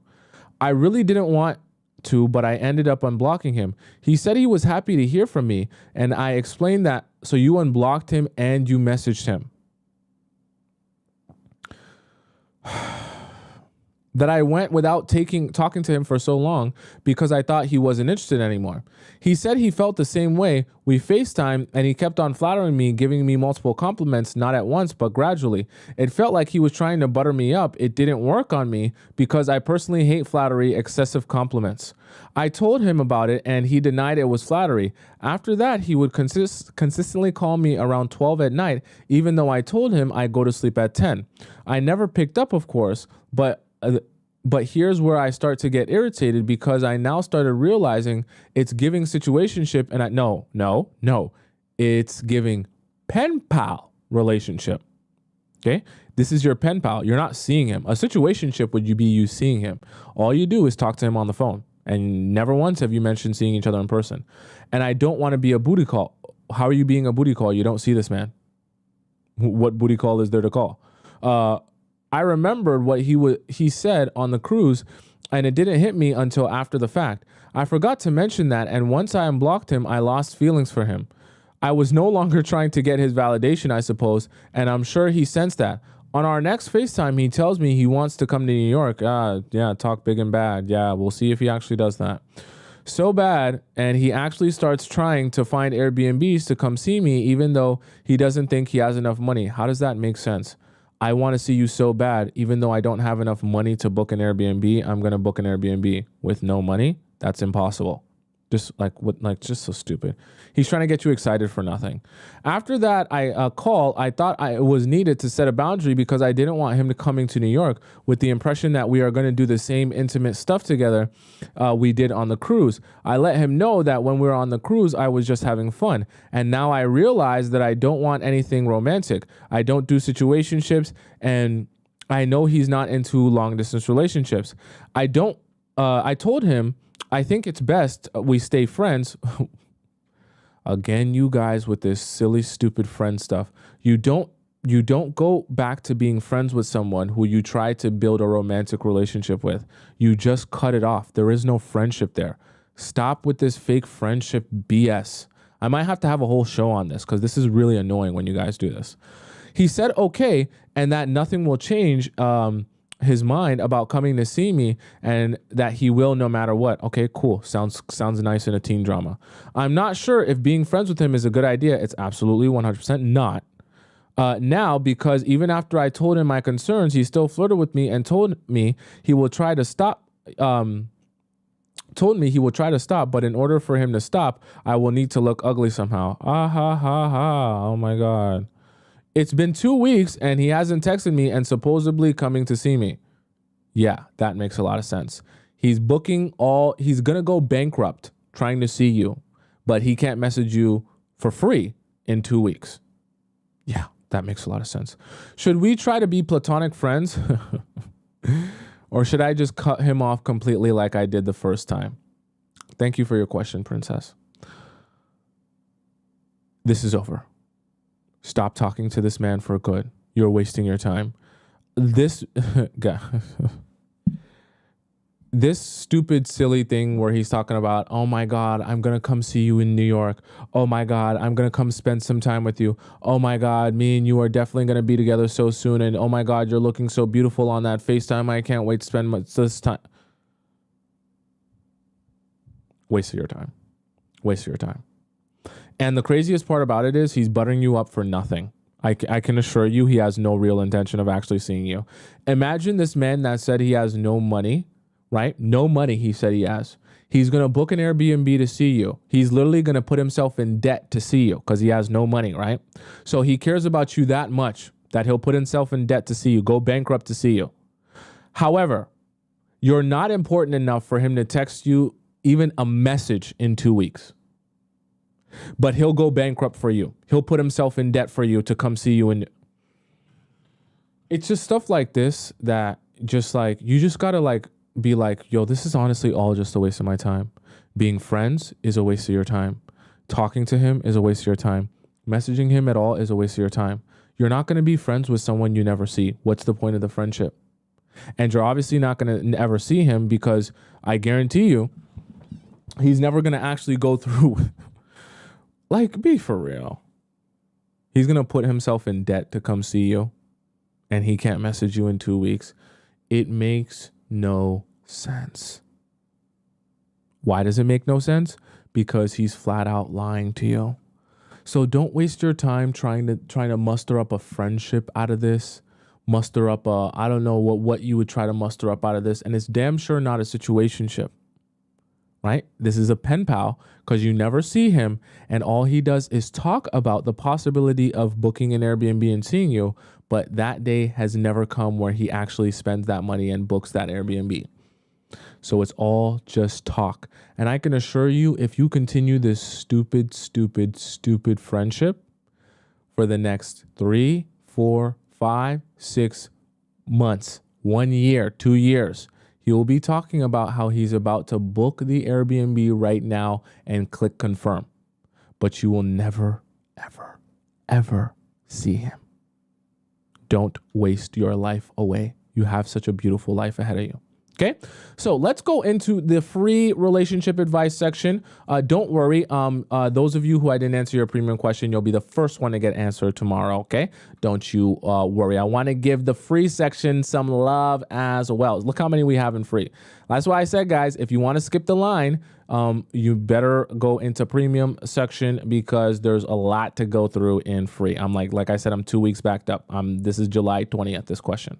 Okay, so I need your guidance. Safe Up says, all right. Safe Up says, he shows and makes me feel like he likes me, but told me based off his past relationship, he's afraid of getting into another relationship. So he's telling you he's not emotionally available right now or ready to date. Period. Simple. Full stop. I'd like to get into details, but the whole story, I don't have space to type it all out. I told him to disappear out of my life. Why tell him to disappear out of your life? Just withdraw yourself. Because he can't give me what I want, and I'm just sitting by the full, or you're just sitting around, you might say, like full on grieving, and in hopes that he texts me and he wants to give me a chance. I hope you didn't say that to him. I hope you didn't actually say, please disappear because I'm sitting around hoping that you'll text me and give me a chance. I hope you didn't say that to him. That makes you sound so weak. I'd really like to get into details so you can understand, but I need your advice on what. And tell you, I'm really grateful for your amazing work. You don't know how many women have helped. You have helped in this crazy game we call love. I'm grateful for you. Thank you, Safe Up. So in terms of guidance, obviously you didn't share with me the story of what happened, but actually in this specific case, you didn't need to, because everything that you just said, I would give you the same answer even if you explain to me your full situation. Because once a man tells you that, literally, right, based off his past relationship, he's afraid of getting into another relationship, perfect. That is your answer to whether or not you should entertain this man or even try to build something with him. He has told you he is not emotionally ready to be in a relationship. Whatever the reason is, it's irrelevant to you because you're not going to force him to be ready. You're also not going to do the job for him by being ready. And you're also damn sure not going to sit around watching paint dry, waiting for the day he's finally ready to be in a relationship with you. Your life should be far too interesting and far too stimulating for you to ever consider sitting around waiting for him to actually be interested enough in you that he wants to date you. So Safe Up, the answer to your question is to never speak to him again. You have literally nothing to say to this man until he comes to you. Did you hear what I said?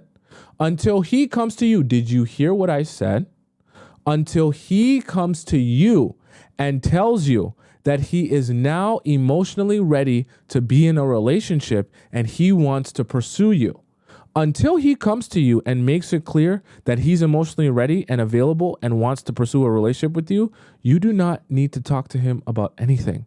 You don't need to be friends with him. You don't need to be pen pals with him. You don't need to be nothing with him.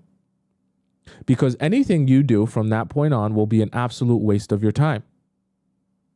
And you're only going to end up hurting yourself trying to build a relationship with a guy who has already told you he is not in the mind state to be in a relationship. Okay. Next here we have, let's see. Oh my gosh, so many questions to do. This is definitely over 100. Shay says, I think I messed this up. Okay. Shay says, I met this guy on Snapchat. We've been texting and calling since April, and I actually like him a lot. He asked me a couple of times on a date so we can see each other. I agreed, but told him that I would only see him once I'm free because I'm always busy. Anyways, at the beginning, I was really needy and wanted us to talk every day or else I would get upset and cry. I didn't even realize. I was going to say, how old are you? And then I didn't even realize because it came so early in the message, I met this guy on Snapchat. Now I get it. Don't worry. You don't have to tell me how old you are. I can guesstimate. Chat, let's take a guess how old Shay is. She met this guy on Snapchat and she would cry every day that anytime this guy wouldn't talk to her, if it went a day without him talking to her, she would cry. That's when I realized I had attachment issues. Wow. Okay.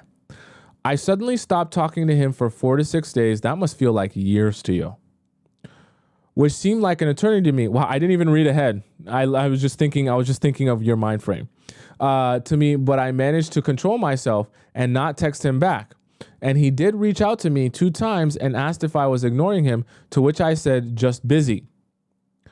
I'm less needy now and working on my attachment issues thanks to this guy that made me realize I had them.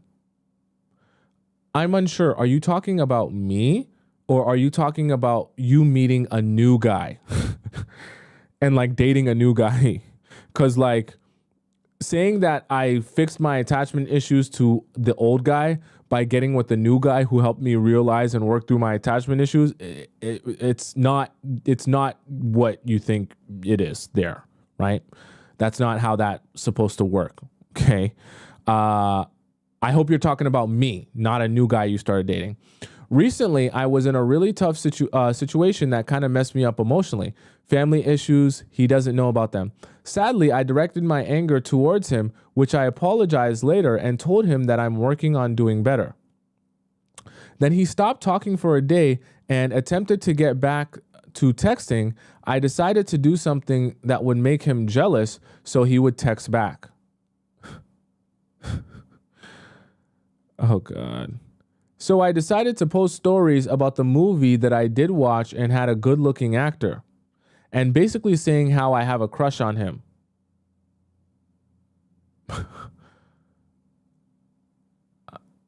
You thought this is so childish. I'm almost at a loss for words. You thought that was gonna work? He did text immediately when he saw the story, but didn't say much, just replied and said, nah. To make things worse, I replied and said that I fell in love with the actor. You're making yourself look weird as hell. Why are you like this? Like, no diss, but I have to be real with you. Like, you're giving off some real weirdo desperate, like it's like desperation combined with being a weirdo. Cause like, why are you posting the movie? Oh, I'm in love with this actor. And then saying, I literally fell in love. Like, I get it. It's hyperbolic. But like, why? You make yourself look like such a goofball. Why do you want to come across like a goofball? I'm in love with this actor that I watched in a movie. I literally fell in love by watching this movie. Like, what do you think that's doing? Do you think that that's doing something? You think that he's saying, oh, damn, I want to be with the girl who falls in love with an actor on a screen that she's never met before, who's playing a role that's not even representative of who he actually is. Yeah, I want to be with that girl who falls in love with personalities of people she's never met before. Like, what did you... You young, boy. You must be young. You might be 18 or 17. Because the fact you thought that was going to work, that makes you look like a goofball. Sarcastically, yeah, the sarcasm there. Like, it as if it helps you not look like a goofball. And that he should watch the movie as well, which he did not reply back to. You've already made yourself look like such a goofball. I wouldn't reply either. Did I mess this up by making him jealous and insecure? No, you made yourself look like a goofball. That's how you messed it up. I only wanted him to text back now and to know if he still loves me or cares about me. Did you actually think he was going to text you, don't love the actor you watched on the screen, love me instead? What type of twisted world are you living in? That you actually believe he was going to text you how much he loves you because you posted being in love with another actor. This is some crazy delusion, twisted mentality that you're struggling from, Shay. This is not to diss you, but like you're going off the deep end here. If you're expecting that response from what you did. I wanted to show that he still loves and cares about me because I don't like when he goes silent, which he is silent. I thought you said you were working on your attachment issues. He is silent now and it's driving me crazy. How can I make up for what I did? Was what I did wrong? See, you're in a pick-Misha mindset. How do I get him to like me? What should I do so he can like me? I need to change myself. I'm white. Should I change myself to black? Should I be a black woman? I seen that he liked the black woman's picture. Maybe I should be black. I seen he liked the big booty Latina. Should I be a big booty Latina now? Should I change my ethnicity? Should I go get a BBL? Should I get a boob job to change myself? Should I change my smile? I seen he liked Angelina Jolie. Should I change my hair color? I don't chase him anymore like I did at the beginning. He probably thinks I'm a player or that I don't like him anymore, although I do. Shay, you need to just wean yourself off this man. Okay? You need to wean yourself off of this man because you need to spend some time with you so that you don't feel like your life is so dull and uninteresting without a guy in it. I get it. Everyone wants to feel loved and desired and appreciated and seen. But at the end of the day, you can't force someone to want you. And this, like... this stupid stuff that you did, posting an actor and saying that you're in love with this actor, it just screams desperate. It screams, pick me, please. It screams, I will love anyone who wants to be with me. And like, why would you do that? In the process of trying to do more things to get him to be more interested in you, you actually ended up doing more things to get him even more uninterested in you. If I was, I'm telling you this from a guy's perspective. If I was with a girl, I'm going to puke. If I was seeing a girl that went to the movies and posted up an actor and said, and posted it on her story, I'm in love with this actor, hard eyes, hard eyes, hard eyes, I would be laughing so hard. I'd say, oh my God, she's so embarrassing. I can literally never speak to her again. I can't be caught dead speaking to that girl. Imagine I'm talking to the girl who posts a random actor on her story and is in love with the random actor. I don't like, what? That's embarrassing. For me, as I'm just telling you as a man, right? You're posting another man who you've never met. You're like a fan. Right? You're a fan and you're showing how much of a fan you are of some guy who you don't know and has never met you and will never know your name. On top of that, when I message you, and I'm giving you the guy's perspective, on top of that, when I message you and you say, I've literally fell in love with that actor, you made yourself look even more embarrassing. You're like doubling down. Okay, I know you said, oh, it was sarcastic. It was just a joke. It wasn't meant to be taken serious. It's hyperbolic, but you're embarrassing yourself for why? Why do you want to look like a fan of someone that you've never met? Why do you want to look like a pick-me-sha? Why are you posting it on your story? Oh my God. Like, this is such embarrassing, actions that you're taking. You don't make, like, do you think someone's dream girl is posting up a man who she's never met saying, oh my God, I'm so in love with this man that I've never met? No, she's the dream girl that everyone wants, that is chasing after, that all the guys are saying, I've never met you, but can I get a chance with you?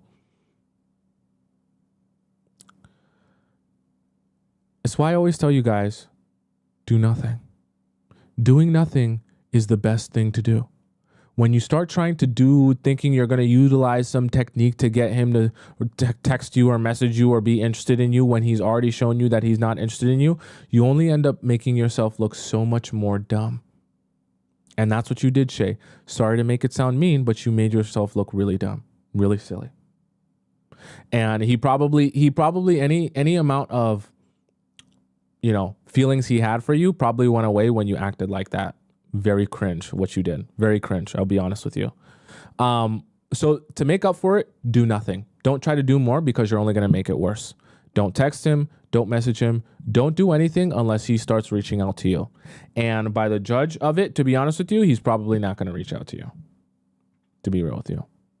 Next time, use this as a learning lesson. Next time, right, you need to spend some time alone with yourself so that you can heal your attachment style a little bit, because it's becoming a bit extreme, that you don't start acting out of character and doing weird stuff just to get a guy to talk to you. Don't do that. Don't ever do that, please.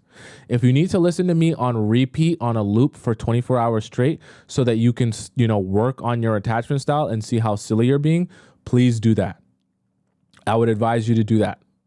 Okay, listen to my streams back to back to back to back. Never turn it off, because this is very embarrassing behavior, and I don't want that for you or the rest of your relationships. Okay. Next we have here, let's see. Okay. I did what? That was in number 2 or 3. I'll do one more here. I want to pronounce this name right. Ingwen, I think. Ingwen. A charming foreigner. Sounds like a Wattpad title. One day on my way home from work, I was stopped by a handsome Dutch guy who wanted to get to know me. I lived in a poor country in Eastern Europe, and here, when a tourist approaches a native girl like this, okay, sorry, where is he from? Oh, Dutch, okay. When a tourist approaches a native girl like this, everyone knows what it's all about. Okay. But I let my guard down because of how physically attractive and confident he looked. Oh, I see what you're implying. Knows what it's all about. Like, oh, they're approaching you to just, kind of like, pay for pineapples. So I gave him my number and texted him for a couple of days. He said he was staying for 2 weeks and shared some information about himself. I found out he's 37 and he's an IT company owner. I even looked up his profile on LinkedIn, and it was pretty impressive. He lived in many different countries, many different places throughout his life, and seemed to have a lot of interesting stuff to tell. I really enjoyed having conversations with him. He was educated, intelligent, well-spoken, respectful, and it took me 2 days to start getting attached to him. Why did you say it took you 2 days to start getting attached to him, as if that was supposed to be a long period of time? But when he finally asked me out, I realized it's fairly unlikely for a guy like him that had traveled across the world and couldn't find a woman for himself until he ran into me on the street of my small town. You're thinking. Someone said passport bros. Yeah, it's making me think that too. And knowing myself, I figured it would be easier for me if I let go before this date and not after. So I turned him down and said I had a friend who was hitting on me and it was going somewhere, and I didn't want to risk him a 2-week romance. It felt like the right thing to do at the time, but soon I started to have second thoughts. My friends all told me when a premium man like that lays his eyes on you and asks you on a date, you go out on the date and you take your goddamn chance. I wonder what your take is on this situation would be. Okay, so my honest advice to you is 2 things. Yes, you do want to allow, if he's telling you that he wants to go take you out on a date and, woo you and wow you, allow him to do that. Okay. And allow him to show you what he's got and how serious he is. Now, that doesn't mean you have to be thinking to yourself, wow, he took me out on a fancy date, so I better sleep with him on the first night. No, I don't want you doing that. But what I want you to do is allow him the space to take you out on the date and to show you if he is serious. Now, if you go out on this date and all he's talking about is sleeping with you, and all he's talking about is, going back to his place and drinking some wine later, then he's probably trying to hurry up and get what he wants out of this situation so he can hurry up and leave, type of thing. Then you can say to yourself, not my cup of tea, not what I'm looking for, and I'll move forward. It's fair to give people a chance and not just make an assumption about what they want. But at the same time, a lot of the points that you did bring up, and I want to be super honest with you, from a man's perspective, a lot of the points you did bring up are very true about a lot of situations. A lot of these new age passport bros, they go to less fortunate companies. They go to less fortunate countries, second and third world countries, and they go and they find girls there because they feel like the girls in the Western world are either too hard or don't have the right mindset. You understand what I'm saying? And so they go to these other countries because they can get a girl who's more quote unquote submissive, a girl who will, just listen to whatever he says, follow orders, all that good stuff that the passport bros be wanted. So they go to this type of country and they look for girls there. Here's the problem though, is that even some of those passport bros aren't looking to actually marry one of those girls from that country. They're just looking to mess around with those girls from that country without the headache of having to like deal with the way that girls are, or what they consider girls to be in the Western world. You understand what I'm saying? So they go there for the ease of use, and then also the ability to be able to just go in, do the work, have the fun, come back to his country and never have to worry about speaking to you, acknowledging you. You don't have the resources to reach out to him. You don't have the resources to get access to him if he doesn't want you to get access to him. You can't pull up on him. If you post about it, it doesn't matter. You're just so disconnected from him. He could treat you however he wants to treat you and move on with his life type of thing. So I'll be honest with you, some passport guys, bros are like that, and that's why they do that thing. Now, it would be unfair for me to make that assumption about him. I don't know this man, so I can't speak to his intention. However, I understand why that was a concern of yours and why you went about it that way. Now, like I said before, you should give people a chance and an opportunity to show you if they're that person or not. Okay. So for the future, if a guy says that he wants to take you out on a date, sure, allow him to take you out on a date and pay for the date if he wants, and see how it goes and see how you feel about him. Now, if you ever get to a point where through experience with him, you realize that he's not what you're looking for, then you say, you're not what I'm looking for, and that's it for you. Okay? So you kind of get the benefit of the best of both worlds, where you get the opportunity to go out on the date and you let's see where things go. And then if it ends up not working out, or because he shows you that he's not really here for what he says he's here for, at least when you look back on the situation, you can say, I made the right decision with information. You understand? Let the guys lead. And if the guys are telling you how much they want you and how amazing you are and all that good stuff, you don't necessarily have to deny it. You just say, okay, cool. Show me what you got. Show me how interested you are, if you really mean it, right? A lot of guys are going to hype you up and hype up the situation, hoping that you'll mirror that hyped up energy, get excited too, and open your legs in the process of your excitement. All you got to do is stay calm, collected, and cool, and say, cool, if you're really hyped up and happy to spend some time with me, let's see if you really mean that. Let's see. I'm not saying you won't do it, and I'm not saying you're definitely going to do it, but let's see. You just got to be patient like that and let guys show you what they actually are intending to do with you in this relationship, all right, while protecting yourself. So guys, I clicked the wrong thing there. So guys, that is the show for today. Like I said, I went a little bit over for you guys who wanted me to go a little bit over.